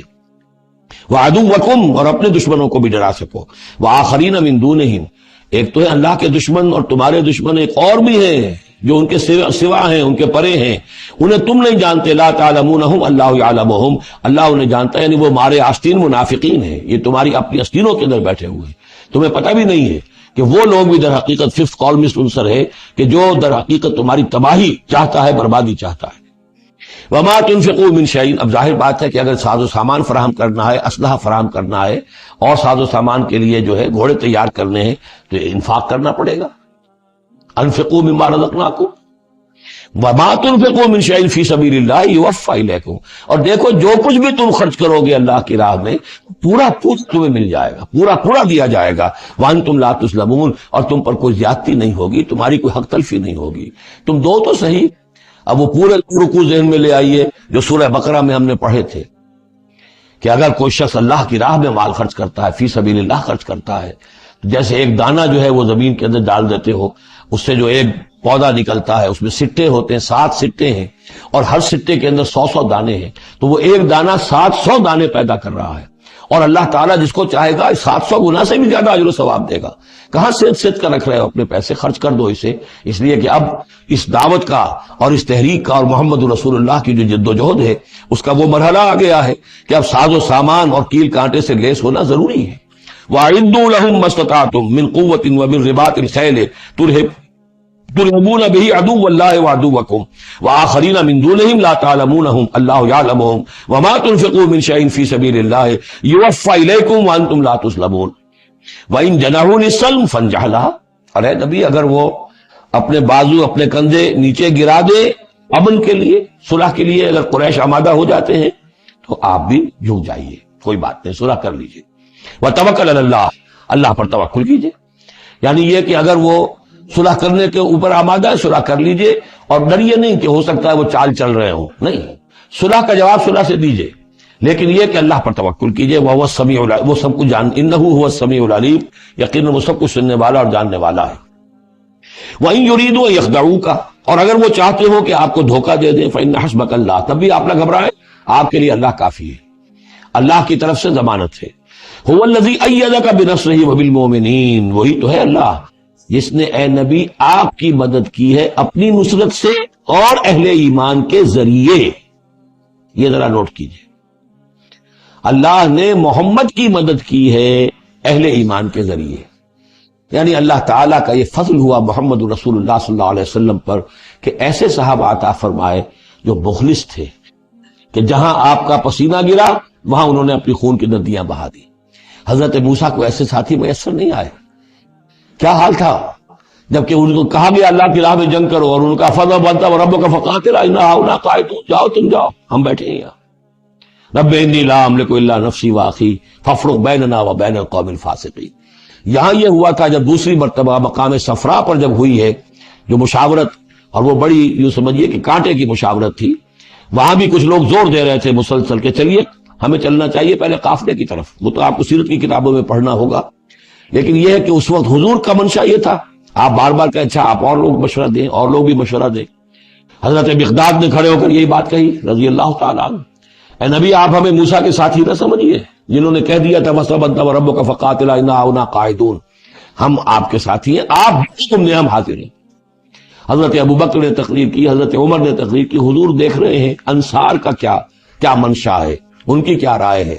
پھر کھڑے ہوئے حضرت سعد، انہوں نے کہا ہے کانک تعنینا یا رسول اللہ، اے اللہ کے رسول شاید آپ کا روح سخن ہماری جانب ہے، شاید اس وجہ سے کہ ہمارا جو معاہدہ ہوا تھا بیعت عقبہ ثانیہ میں وہ یہ تھا کہ اگر مدینے پر حملہ ہوگا تو ہم آپ کی حفاظت کریں گے، شاید یہ گمان ہے آپ کا۔ فَإِنَّا آمَنَّا بِكَ وَصَدَّقْنَاكَ، ہم آپ پر ایمان لا چکے، ہم نے آپ کی تصدیق کی، ہم نے آپ کو اللہ کا رسول مانا، اب ہمارے پاس کوئی آپشن نہیں ہے۔ خدا کی قسم اگر آپ اپنا گھوڑا سمندر میں ڈال دیں گے ہم بھی آپ کے پیچھے اپنی سواریاں سمندر میں ڈال دیں گے، اور خدا کی قسم اگر آپ ہمیں کہیں گے ہم اپنی اونٹنیوں کو دبلا کر دیں گے، برق الغماد تک جا پہنچیں گے، یعنی یمن کا شہر ہے برق الغماد، وہاں تک پہنچ جائیں گے، چاہے ہماری اونٹنیاں لاغر ہو جائیں۔ اس کے بعد حضور کا چہرہ کھل اٹھا کہ انصار کی طرف سے بھی ان کے ایک رئیس نے یہ بات کہی ہے، پھر آپ نے کہا چلو اب بدر کی طرف۔ تو یہ اللہ تعالیٰ نے گویا کہ حضور کی مدد کی ہے اہل ایمان سے۔ هو الذی ایدک بنصرہ، ایک تو اللہ کی مدد آئی آسمان سے، فرشتے آئے، اور ایک وبالمؤمنین، اور اہل ایمان کے ذریعے سے آپ کی مدد کی ہے۔ من انصاری الی اللہ، کون ہے میرا مددگار اللہ کی راہ میں؟ وَأَلَّفَ بَيْنَ قُلُوبِهِمْ، اور ان اہل ایمان کے دلوں میں اللہ نے محبت پیدا کر دی۔ لَوْ أَنفَقْتَ مَا فِي الْأَرْضِ جَمِيعًا مَا أَلَّفْتَ بَيْنَ قُلُوبِهِمْ، ارے نبی اگر آپ دولت کے ذریعے سے محبت پیدا کرتے کہ لوگوں کو زیادہ زیادہ ان کے دل کی نرمی کے لیے، تالیف قلب کے لیے جو ہے پیسے دیے جائیں، اگر زمین کی ساری دولت بھی آپ خرچ کر دیتے تو ان میں یہ تالیف، یہ الفت پیدا نہیں ہو سکتی تھی۔ ولیکن اللہ الف بینہم، یہ تو اللہ تعالیٰ ہی نے ان کے مابین یہ الفت پیدا کر دی ہے۔ یہ ہم سورہ آل عمران میں بھی پڑھ چکے ہیں کہ تمہارا معاملہ جو ہے، اذ کنتم اعداء فالف بین قلوبکم فاصبحتم بنعمتہ اخوانا، آیت نمبر 103 ہے سورہ آل عمران کی۔ وَكُنْتُمْ عَلَى شَفَا حُفْرَةٍ مِّنَ النَّارِ فَانْقَذَكُم مِّنْهَا كَذَلِكَ يُبَيِّنُ اللَّهُ لَكُمْ آيَاتِهِ لَعَلَّكُمْ تَهْتَدُونَ، تم تو تباہی کے آگ کے گڑھے کے کنارے تک پہنچ چکے تھے۔ وَلَكِنَّ اللَّهَ أَلَّفَ بَيْنَهُمْ إِنَّهُ عَزِيزٌ حَكِيمٌ، یقیناً وہ زبردست ہے، حکمت والا۔ یا ایھا النبی حسبک اللہ ومن اتبعک من المؤمنین، اے نبی آپ کے لیے اللہ کافی ہے اور وہ کہ جو پیروی کر رہے آپ کی اہل ایمان میں سے۔ ایک ترجمہ تو اس کا یہ ہوگا، یعنی جو اگر اوپر والی آیت کے ساتھ اس کو جوڑے، ایک یہ بھی ہو سکتا ہے اے نبی اللہ کافی ہے آپ کے لیے بھی، اور جو آپ کی پیروی کرنے والے ہیں مسلمان ان کے لیے بھی اللہ کفایت کرتا ہے، ان کی مدد کے لیے، ان کو سہارا دینے کے لیے۔ تو یہ ایسی کنسٹرکشن ہے جملے کی کہ دونوں معنی لیے جا سکتے ہیں۔ یا ایھا النبی حرض المؤمنین علی القتال، اب یہ تحریض کا لفظ پھر آ گیا جو سورہ نساء میں ہم پڑھ چکے ہیں۔ وحرض المؤمنین علی القتال، اے نبی شوق دلائیے، ترغیب دلائیے، ابھاریے، ایمان کے جذبات کو ذرا اپیل کیجئے اہل ایمان کے کہ وہ قتال پر آمادہ ہوں۔ یہ میں آپ کو بتا چکا ہوں کہ اعلان عام اس طریقے کا کہ فرض ہے جنگ میں نکلنا ہر مسلمان کے لیے، یہ صرف تبوک میں ہوا سن 9 میں جا کر۔ پورے 9 برس تک قتال فی سبیل اللہ کے لیے تحریض تھی، ترغیب تھی، اور یہ تحریض گاڑی ہو کر تحریض بن گئی، بس لازم نہیں تھا۔ اسی لیے ہم سورہ نساء میں پڑھ چکے ہیں کہ اس کے باوجود جو اس ترغیب کی وجہ سے آگے بڑھے قتال کے لیے نکلے ان کے اونچے درجات ہیں، لیکن یہ کہ جن لوگوں کو چونکہ فرض عین نہیں کیا گیا تھا لہذا اگر کوئی نہیں نکلے تو ان کے اوپر کوئی معاوضہ نہیں۔ لیکن یہ کہ غزوہ تبوک میں نفیر عام تھی کہ ہر صاحب ایمان کا نکلنا ضروری ہے۔ حرض المؤمنین علی القتال ان یکن منکم 20 صابرون، اگر تم میں سے 20 ہوں گے صبر کرنے والے، یغلبوا 200 تو وہ 200 پر غالب آ جائیں گے۔ وَإِن یکن منکم 100، اور اگر ہوں گے تم میں سے 100، یغلبوا 1000، وہ غالب آ جائیں گے 1000 پر، من الذین کفروا، کافروں میں سے، بأنہم قوم لا یفقہون، اس لیے کہ وہ سمجھ نہیں رکھتے۔ سمجھ سے مراد کیا ہے؟ انہیں اپنے موقف کی حقانیت کا یقین نہیں ہے۔ ایک شخص ہے جو جانتا میں حق پر ہوں، حق کے لیے لڑ رہا ہوں۔ ایک شخص ہے ڈل مل ہے، ایسے ہی لڑ رہا ہے، مارے باندھے کو لڑ رہا ہے، کسی کے کہے سے آ گیا، مرسینری ہے، تنخواہ یافتہ ہے اس لیے آ گیا۔ اب اس میں زمین و آسمان کا فرق ہوگا۔ تو ان لوگوں کو چونکہ وہ شے حاصل نہیں ہے لہذا ان کی حالت کیا ہے کہ اگر آپ 10 ہوں گے 100 پر غالب آ جائیں گے۔ لیکن اس کے بعد جو اگلی آیت آ رہی ہے وہ گویا کہ اس کی کچھ عرصے کے بعد یقیناً نازل ہوگی، جو یہاں شامل کر دی گئی۔ الآن خفف اللہ عنکم، اب اللہ نے تم پر سے تخفیف کر دی ہے۔ وعلم ان فیکم ضعفا، اور اللہ کے علم میں ہے یہ بات کہ تمہارے اندر کچھ کمزوری آ گئی ہے۔ لیکن یہ کمزوری کیسے آئی ہے اس کو سمجھ لینا چاہیے۔ سابقون الاولون، مہاجرین اور انصار کے اندر کوئی کمزوری نہیں آئی معاذ اللہ، ابو بکر اور عمر میں یا سعد بن معاذ میں رضی اللہ تعالی عنہم اجمعین، ان میں کوئی کمزوری نہیں آئی۔ لیکن جو نئے مسلمان آ رہے تھے جن کی ابھی تربیت نہیں ہوئی تھی، اوسط گر رہا ہے۔ ظاہر بات ہے جو نئے لوگوں کی تعداد بڑھ رہی ہے، جن کی تربیت اتنی نہیں ہوئی ہے، جن کے اندر ایمان ابھی اتنا گہرا نہیں اترا ہے، اتنا راسخ نہیں ہوا ہے، تو اس کے حوالے سے اب فرض کیجئے کہ 1000 کے اندر پہلے تو ایسے ہوتے تھے کچے پکے جو ہیں وہ 20 ہیں، 50 ہیں، 100 ہیں، اب یہ ہے کہ ان کی تعداد بڑھتی جا رہی ہے اگر، تو نتیجہ کیا ہوگا کہ اوسط جو ہے وہ گر جائے گی. اس اوسط کے اعتبار سے اب تمہارے اندر کچھ کمزوری آ گئی ہے. فَإِن يَكُن مِّنكُم مِّئَةٌ صَابِرَةٌ يَغْلِبُوا مِئَتَيْنِ. اب بھی یہ ہے کہ اگر تمہارے اندر 100 ہوں گے کہ جو صبر کرنے والے ہوں گے وہ 200 پر غالب آ جائیں گے. وَإِن يَكُن مِّنكُم أَلْفٌ، اور اگر تم میں سے 1000 ہوں گے يَغْلِبُوا أَلْفَيْنِ بِإِذْنِ اللَّهِ، تو وہ 2000 پر غالب آ جائیں گے اللہ کے اذن سے. وَاللَّهُ مَعَ الصَّابِرِينَ، اور یقیناً اللہ صبر کرنے والوں کے ساتھ ہے. مَا كَانَ لِنَبِيٍّ أَن يَكُونَ لَهُ أَسْرَىٰ. اب یہ ایک اور بہت نازک معاملہ ہوا جو غزوہ بدر کے بعد، کہ وہ جو 70 قیدی پکڑے گئے ان کا کیا کیا جائے. جو قریش کے 70 قیدی، اب اس کی ایک شکل تو یہ تھی، مشاورت کی حضور نے، حضرت ابو بکر کی ایک رائے تھی، حضور کی اپنی رائے بھی وہی تھی، اس لیے کہ جو مزاج حضور کا تھا، آپ شفیق، نرم، رؤوف، رقیق القلب، یہی معاملہ حضرت ابو بکر کا تھا. حضرت عمر تھے سخت، اشدہم فی امر اللہ عمر. حضرت عمر کی یہ رائے تھی کہ ان سب کو قتل کر دینا چاہیے. اگر ہم نے فدیہ لے کر یا قوم معاف کر دیا، ویسے ہی یہ چھوڑ دیا، یہ پھر دوبارہ آئیں گے، کفر کو تقویت حاصل ہوگی. تو اس کو تو جب تک کہ کفر کی کمر ٹوٹ نہ جائے، یہ سانپ جو ہے جب تک کہ پوری طرح کچلا نہ جائے، اس وقت تک جو ہے ہمیں کوئی نرمی نہیں کرنی چاہیے. بلکہ وہ اس حد تک تھے کہ ہم میں سے یہ جو قیدی آئے ہیں جو ان کے قریب ترین عزیز ہوں، بس مہاجرین کے اندر وہ لوگ موجود تھے، قریش کے جو لوگ پکڑے گئے ہیں، تو مہاجر جو تھے یہاں صحابہ کرام وہ بھی تو قرشی تھے، تو اپنے قریب ترین عزیزوں کو اپنے ہاتھ سے قتل کریں. یہ حضرت عمر کی رائے تھی. حضور صلی اللہ علیہ وسلم کی رائے اور حضرت ابو بکر کی رائے بھی یہ تھی کہ نہیں، نرمی کی جائے، فدیہ لے کر چھوڑ دیا جائے. فیصلہ ہو گیا، اس پر عمل ہو گیا. لیکن پھر جو یہ آیت اتری ہے یہ پھر بہت سخت ہے. اس میں اس فیصلے کو غلط قرار دیا گیا. اگرچہ فیصلہ ہو گیا ٹھیک ہے، لیکن یہ کہ اس کے اوپر گرفت ہوئی ہے کہ یہ نہیں ہونا چاہیے تھا. یہ مضمون بنیادی طور پر یہ سورہ محمد میں آئے گا صلی اللہ علیہ وسلم، اور وہاں تفصیل کے ساتھ اس کی پوری بات آ چکی ہے. اور چونکہ سورہ محمد سورہ بقرہ سے بھی پہلے نازل ہو چکی تھی، سورۃ القتال، اس حوالے سے یہ بات جو ہے بہت اہم ہے کہ اس میں یہ قاعدہ قانون آ چکا تھا. اس کے باوجود اس بات کا ہو جانا یہ گویا کہ ایک طرح سے ایک کوتاہی ہوئی ہے، وقتی طور پر نظر انداز ہو گیا اللہ تعالیٰ کا مستقل حکم. ما کان لنبی ان یکون لہ اسریٰ، کسی نبی کے لیے یہ جائز نہیں ہے کہ اس کے پاس قیدی ہوں، حتی یسخن فی الارض، جب تک کہ زمین کے اندر خون ریزی نہ ہو لے، یعنی باطل کی کمر نہ توڑی جا چکی ہو، اس وقت تک قیدی رکھنا. قیدی رکھنے کا مطلب کہ وہ زندہ رہیں گے، آج نہیں تو کل انہیں چھوڑنا پڑے گا. آپ چھوڑیں گے ان کو، وہ پھر کفر کی تقویت کا باعث بنیں گے. تريدون عرض الدنیا، تم دنیا کا ساز و سامان چاہتے ہو، یعنی فدیہ ملے گا، مال ملے گا. اب یہ ظاہر بات ہے کہ نہ حضور کی یہ نیت ہو سکتی تھی معاذ اللہ، اور نہ حضرت ابو بکر کی، لیکن اللہ تعالیٰ کا معاملہ ہے. جب وہ اپنے نبیوں کے اوپر بھی کبھی گرفت کرتا ہے تو بظاہر الفاظ بڑے سخت ہوتے ہیں، بظاہر بڑے سخت ہوتے ہیں، تو اس کے اندر وہ سختی موجود ہے. ظاہر بات ہے کہ یہ بات نہ حضور کے لیے نہ حضرت ابو بکر کے لیے. تريدون عرض الدنیا، تم دنیا کا سامان چاہتے ہو، واللہ یرید الآخرہ، اللہ کے پیش نظر آخرت ہے. سورہ محمد کی آیت نمبر 4 میں یہ پورا قانون آئے گا، ہم وہاں پڑھ لیں گے. واللہ عزیز الحکیم، اور اللہ تعالی عزیز اور حکیم ہے.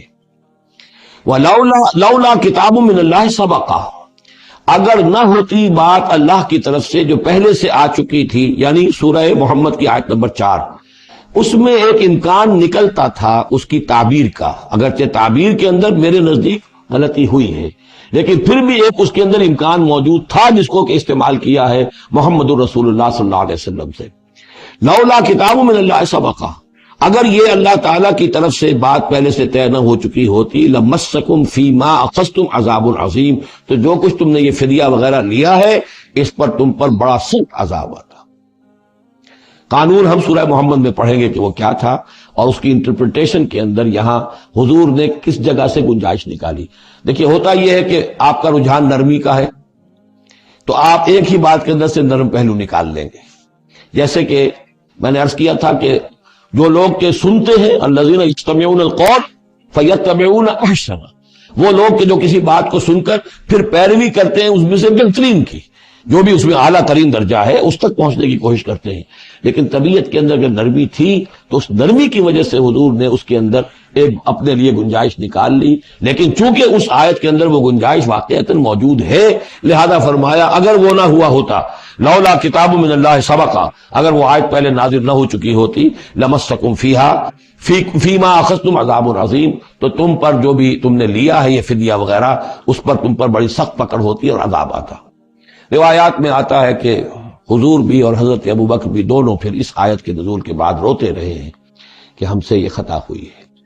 بہرحال خطا اجتہادی ہے، کوئی غلط اس طرح کی نہیں ہے کہ کسی صریح حکم کی خلاف ورزی کی گئی ہو، وہ یہ ہے کہ جو بھی اس میں رعایت رکھی گئی تھی اس کو آپ نے اپنے اجتہاد سے اس کے اندر سے جو بھی نرمی کا پہلو تھا وہ نکال دیا۔ فَكُلُوا مِمَّا غَنِمْتُمْ حَلَالًا طَيِّبًا، تو اب کھاؤ جو تمہیں ملا ہے غنیمت۔ غنیمت میں وہ بھی ہے جو عین جنگ کے موقع پر مال غنیمت ملا، اور جو فدیہ اب مل رہا ہے وہ بھی غنیمت ہے۔ حلالاً طیبہ، کھاؤ، اس میں کوئی اب تمہیں ہچکچاہٹ نہ ہو، حلال اور طیب ستھرا۔ واتقوا اللہ، اللہ کا تقوی اختیار کرو، ان اللہ غفور الرحیم، یقیناً اللہ تعالیٰ بخشنے والا رحم فرمانے والا ہے۔ یا ایھا النبی قل لمن فی ایدیکم من الاسریٰ، اے نبی کہہ دیجئے ان لوگوں سے جو آپ کے قبضے میں ہیں قیدی۔ اب قیدیوں میں جان لیجئے حضرت عباس ابن عبد المطلب بھی تھے رضی اللہ عنہ، جو حضور کے چچا تھے۔ گمان غالب یہ ہے کہ وہ ایمان تو لا چکے تھے، اپنے ایمان کا اعلان نہیں کیا تھا، لہذا جنگ میں کفار کے ساتھ ہو کر آئے تھے، وہ بھی گرفتار تھے۔ اور بھی کچھ لوگ تھے کہ جن کے بارے میں حضور جانتے تھے کہ یہ لوگ جو ہے اپنی دلی خواہش سے نہیں آئے ہیں، بلکہ یہ کہ اپنے سرداروں کے دباؤ کی وجہ سے آئے ہیں، لیکن قانون تو قانون ہے۔ تو اس طریقے کا معاملہ جب ہوا ہے، اور پھر حضور کے اپنے اقدامات، وہ قیدی ہیں ابو العاص، ان کی بڑی صاحبزادی زینب رضی اللہ تعالی عنہا نے پھر ان کے لیے اپنا وہ ہار بھیجا ہے جو حضرت خدیجہ نے انہیں شادی کے موقع پر دیا تھا۔ تو یہ ایسی کیفیات ہیں، ہم جب پڑھتے ہیں ان چیزوں کے تو ہمارے لیے تو ایک تعلق جو ہے وہ ایک ماضی کی تاریخ کے قصوں کی ہے۔ وہاں تو یہ خونی رشتے بھی تھے، تعلقات بھی تھے، ایک ہی خاندان ہے، ایک ہی قبیلہ ہے، اسی کے لوگ آئے ہوئے ہیں۔ تو اب حضور کے دل میں جو ہے اس وقت سنا یہ ہے کہ جب رات کے وقت کراہ رہے تھے حضرت عباس، انہیں باندھا ہوا تھا، سخت ظاہر بات ہے قیدیوں کو جکڑا ہوا ہے رسیوں کے اندر، تو ان کے جو کچھ اتنا بند تھے کہ سخت تھے، وہ جو بند تھے جن میں بندھے ہوئے تھے کہ کراہ رہے تھے، تو حضور نے کہا تمام قیدیوں کے بند ڈھیلے کر دو۔ یہ نہیں کہا کہ صرف عباس کا بند ڈھیلا کر دو، بلکہ آپ نے ان کی کراہنے کی آواز سن کر پھر آپ نے فرمایا سب کے بند ڈھیلے کرو، اتنا سخت ان کو نہ باندھو۔ تو اس طرح کا معاملہ جو ہے اس کو ذہن میں رکھیے۔ یا ایھا النبی قل لمن فی ایدیکم من الاسریٰ، کہہ دیجئے ان سے جو آپ کے ہاتھ میں اب قیدی ہیں، ان یعلم اللہ فی قلوبکم خیرا، دیکھو اگر جو کچھ تمہارے دلوں میں ہے اللہ کے علم میں ہے کہ وہ خیر ہے، یؤتکم خیرا مما اخذ منکم، تو جو کچھ تم سے اس وقت لیا گیا ہے اس سے بہتر اللہ تمہیں دے دے گا۔ یعنی یہ کہ نیت کا معاملہ تمہارا اور اللہ کے مابین ہے، ہمارا معاملہ قانون کا ہے۔ تم آئے کفار کے ساتھ جنگ کرتے ہوئے آئے ہو، پکڑے گئے ہو، اب ان میں کوئی ڈسکریمنیشن نہیں ہو سکتی۔ کوئی شخص کہے کہ نہیں صاحب میں تو مجبوراً آیا تھا، اور میں تو کسی کے کہنے میں آیا تھا، اور میں تو حقیقت میں تو اسلام لا چکا تھا، یہ بات جو ہے اب نہیں چلے گی۔ لہذا یہ ضرور ہے کہ اگر تمہارے دل میں کوئی خیر ہے، کوئی بھلائی ہے، اور اس وقت یہ کہ تم سمجھتے ہو کہ تم اس صورتحال میں مجبوراً پھنس گئے ہو اور تمہیں فدیہ ادا کرنا پڑ رہا ہے، تو اللہ تعالیٰ تمہیں اس سے کہیں زیادہ دے دے گا کہ جو آج تمہیں فدیے میں دینا پڑ رہا ہے۔ ظاہر بات ہے کہ وہاں بیویوں کو خبریں پہنچی، انہوں نے اپنے زیور بھیجے ہیں، حضرت زینب رضی اللہ تعالی عنہا نے بھی اپنا زیور بھیجا، ہار بھیجا ہے، اور حضور کی آنکھوں میں آنسو آ گئے جب آپ نے وہ ہار دیکھا، حضرت خدیجہ کا ہار رضی اللہ تعالی عنہ۔ وہ پوری زندگی جو آپ کی گزری تھی حضرت خدیجہ کے ساتھ، وہ ساری آنکھوں میں نگاہوں کے سامنے آ گئی، جو ان کی وفاداری تھی اور جو انہوں نے خدمت کی تھی، وفا شعاری کی تھی۔ تو اس کے بعد مسلمانوں سے کہا کہ یہ ماں کی یادگار تھی بیٹی کے پاس، اگر آپ لوگ اجازت دیں تو یہ اس کو واپس کر دیا جائے، تو اس کو پھر لوگوں کی اجازت سے وہ ہار واپس کیا گیا۔ تو یہ سارے جو جذباتی معاملات تھے ان کو اچھے سے سمجھیے کہ ہم پڑھتے ہوئے ان چیزوں کو سمجھتے ہیں کہ جیسے ایک بس تاریخ کا ایک واقعہ ہے، اس کے ساتھ جو احساسات، جذبات، جو اس کے ساتھ اور فوری جو اس وقت کی کیفیات تھی، اس کا ہمارے لیے اکثر و بیشتر تو ممکن ہی نہیں کہ تصور کر سکے۔ یا ایھا النبی قل لمن فی ایدیکم من الاسری، اے نبی کہہ دیجئے ان لوگوں سے جو آپ لوگوں کے قبضے میں ہیں اس وقت ان قیدیوں میں سے، ان یعلم اللہ فی قلوبکم خیرا، اگر اللہ کے علم میں ہے کہ تمہارے دل میں خیر ہے، یؤتکم خیرا مما اخذ منکم، تو جو کچھ تم سے لیا گیا ہے اللہ اس سے بہتر تمہیں دے دے گا، ویغفر لکم، اور تمہیں بخش دے گا، واللہ غفور الرحیم، اور اللہ غفور الرحیم ہے۔ وَإِن يُرِيدُوا خِيَانَتَكَ، اور اگر یہ آپ سے خیانت کرنا چاہیں، جھوٹ بول رہے ہوں، جھوٹی قسمیں کھا رہے ہوں کہ ہمارے ساتھ تو معاملہ یوں ہو گیا تھا اور ایسے آ گئے تھے، فقد خانوا اللہ من قبل، تو پھر یہ پہلے اللہ سے بھی خیانتیں کرتے رہے ہیں، فامکنا منکم منہم فامکنا منکم، اللہ تعالیٰ نے ان کو پکڑوا دیا، واللہ علیم حکیم، اللہ حکیم اور علیم ہے۔ اب یہ یوں سمجھیے کہ کنکلوڈنگ آیات ہے سورہ مبارکہ کی، ان الذین آمنوا وہاجروا وجاہدوا باموالہم وانفسہم فی سبیل اللہ والذین آووا ونصروا اولئک بعضهم اولیاء بعض، یقیناً وہ لوگ جو ایمان لائے اور جنہوں نے ہجرت کی اور جہاد کیا اپنے اموال اور جانوں کے ساتھ اللہ کی راہ میں، اور وہ لوگ جنہوں نے انہیں پناہ دی اور ان کی مدد کی، اولئک بعضهم اولیاء بعض، یہ وہ لوگ ہیں کہ جو ایک دوسرے کے ساتھی ہیں، رفیق ہیں۔ یہ آپ نے بات سمجھ لی۔ اس وقت تک مسلمان معاشرہ جو ہے یہ دو حصوں میں علیحدہ علیحدہ منقسم تھا، مہاجرین، انصار۔ اگرچہ مہاجرین اور انصار کو بھائی بھائی بنایا جا چکا تھا، لیکن ظاہر بات ہے کہ صرف اس طرح کے تعلق سے وہ پورا جو قبائلی نظام جو ہے وہ ایک دم تو تلپٹ نہیں ہو جاتا۔ تو اس وقت تک یہ صورتحال بھی یہ ہے کہ جو پہلے جو 8 مہمیں حضور نے بھیجی ہیں اس میں کسی انصاری کو شریک نہیں کیا، وہ ایکسکلوسیولی مہاجر فینومینن تھا۔ جنگ بدر میں پہلی مرتبہ جو ہے انصار شریک ہوئے، ورنہ پہلے صرف مہاجرین تھے۔ لہذا وہ پہلی آیت جو ہے ان الذین آمنوا، وہ لوگ جو ایمان لائے، وہاجروا، انہوں نے مکے سے ہجرت کی، مدینے آ گئے، جاہدوا باموالہم وانفسہم فی سبیل اللہ، اور انصار مدینہ تو اب جہاد میں شریک ہوئے ہیں، یہ 1.5 سال سے اس جہاد میں پہلے سے چلے آ رہے ہیں کہ پوری 8 مہمیں جو پہلے کی ہیں وہ ایکسکلوسیو جو ہیں وہ صرف مہاجرین نے کی ہے۔ وجاہدوا باموالہم وانفسہم فی سبیل اللہ، یہ ایک طبقہ ہو گیا، ایک جماعت ہو گئی۔ والذین آووا، اور انصار کی شان کیا ہے؟ انہوں نے انہیں جگہ دی، پناہ دی، اپنے گھر تقسیم کر دیے، اپنی دکانیں تقسیم کر دی، اور اس طریقے سے مسلمانوں کے لیے اپنے دلوں میں بھی اور اپنے گھروں میں بھی اپنی جگہ پیدا کی۔ اولئک بعضهم اولیاء بعض، انہوں نے مدد بھی کی، یہ سب ایک دوسرے کے ساتھی ہیں۔ والذین آمنوا ولم یہاجروا، اور وہ لوگ جو ایمان لائے لیکن ہجرت نہیں کی، ما لکم من ولایتہم من شیء، تمہارا ان کے ساتھ اب کوئی تعلق نہیں۔ آگے چل کر سورہ نساء میں جو بعد میں نازل ہوئی ہیں، پڑھ چکے ہیں ہم پہلے، ان میں تو یہ ہے کہ وہ کافر اور منافق قرار دیا گیا، ان کے ساتھ وہی سلوک کرو جو کافروں کے ساتھ ہے، انہیں پکڑو اور قتل کرو، الا یہ کہ کسی ایسی قبیلے سے ہوں جن کے ساتھ تمہارا معاہدہ ہو، وہ پورا قانون وہاں آ گیا ہے۔ لیکن یہاں بھی پہلی بات بتا دی گئی، اب کوئی ولایت باہمی تمہاری ان کے ساتھ نہیں ہے۔ یعنی فرض کیجئے کوئی شخص کہتا ہے میں تو ایمان لا چکا تھا، مجبوراً آئے تھے لیکن ہجرت کیوں نہیں کی؟ جب ہجرت نہیں کی تو اب تمہارا شمار ہوگا انہی لوگوں کے ساتھ جن کے ساتھ تم جنگ کر کے آئے ہو۔ تم یہ نہیں کہہ سکتے کہ میرا تعلق جو ہے اہل ایمان سے شمار کیا جانا چاہیے۔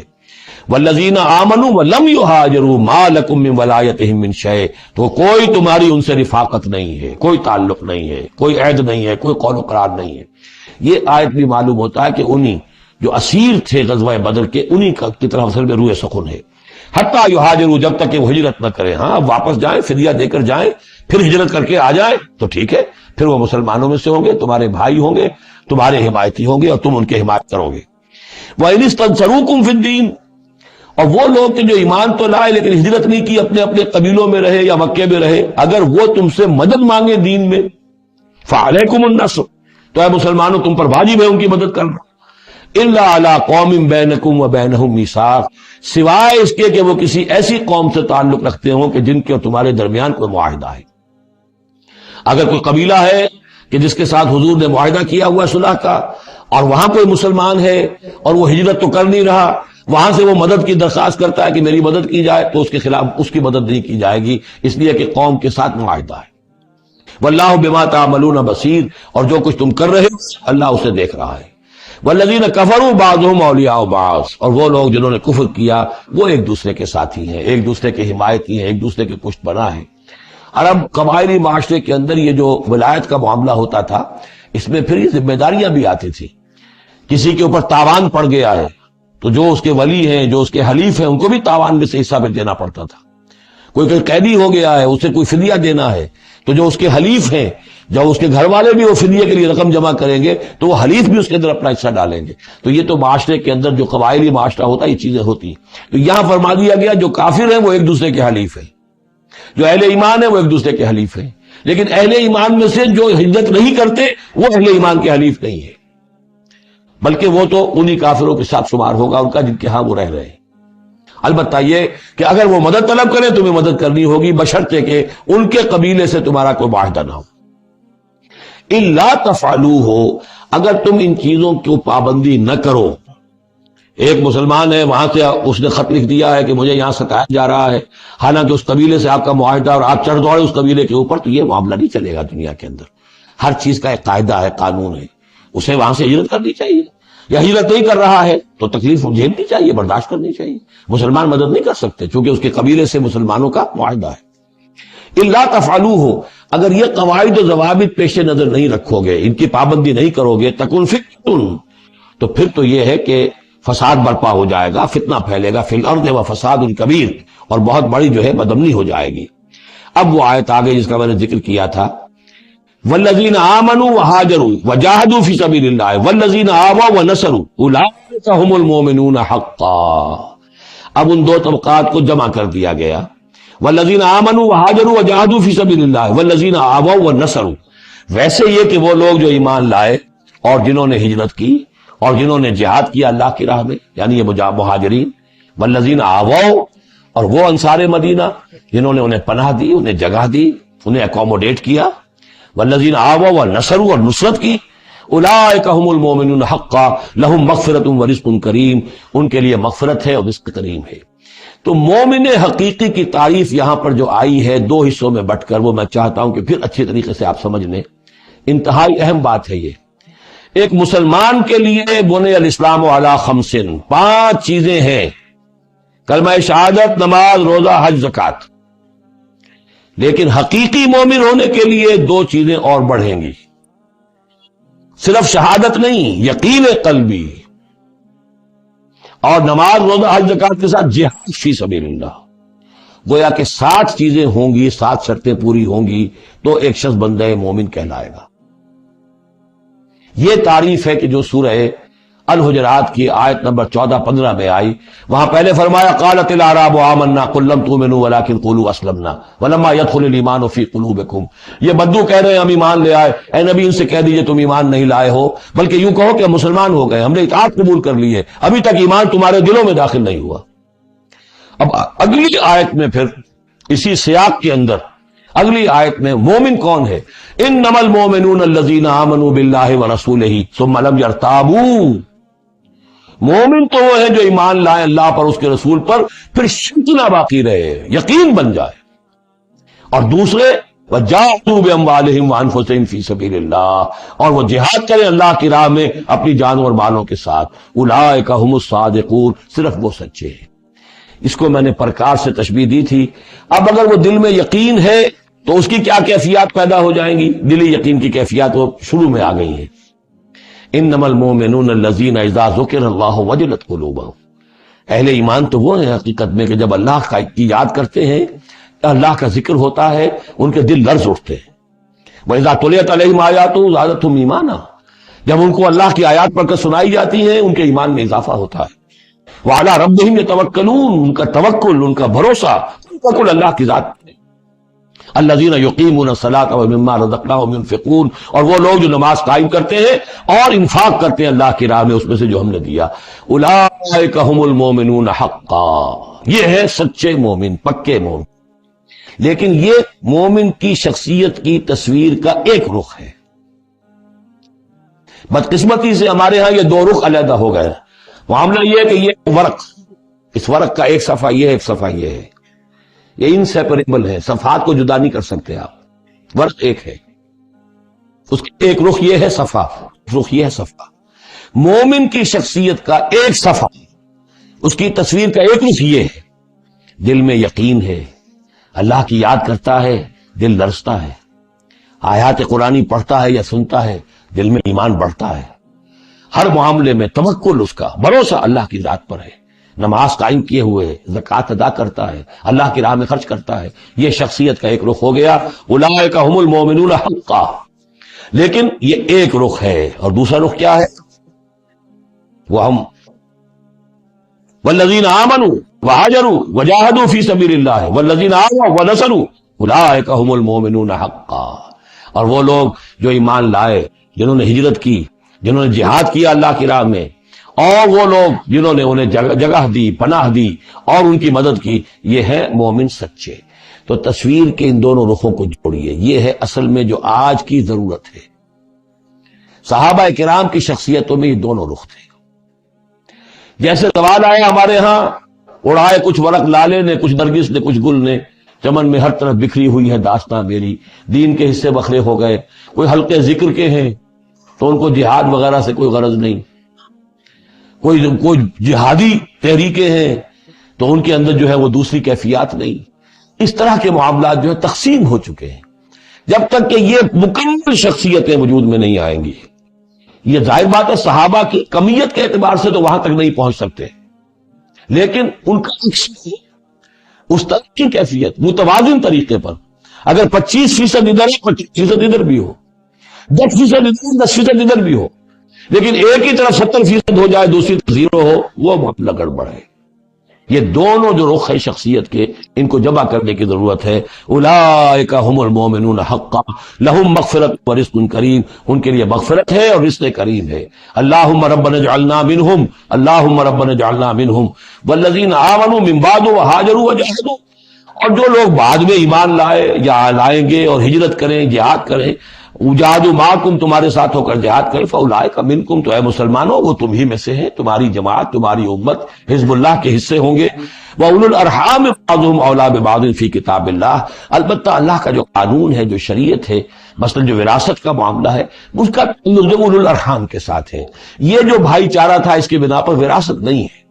وراثت ہوگی وہی جو رحمی رشتے ہیں، جن کے بنا پر کہ وراثت کا قانون بنا دیا گیا۔ اولو الارحام بعضهم اولیٰ ببعض فی کتاب اللہ، اللہ کی شریعت کے ضابطے کے قانون میں بہرحال جو رحمی رشتے ہیں وہ یقیناً مقدم ہیں۔ ان اللہ بکل شیء علیم، یقیناً اللہ تعالی ہر چیز کا علم رکھتا ہے۔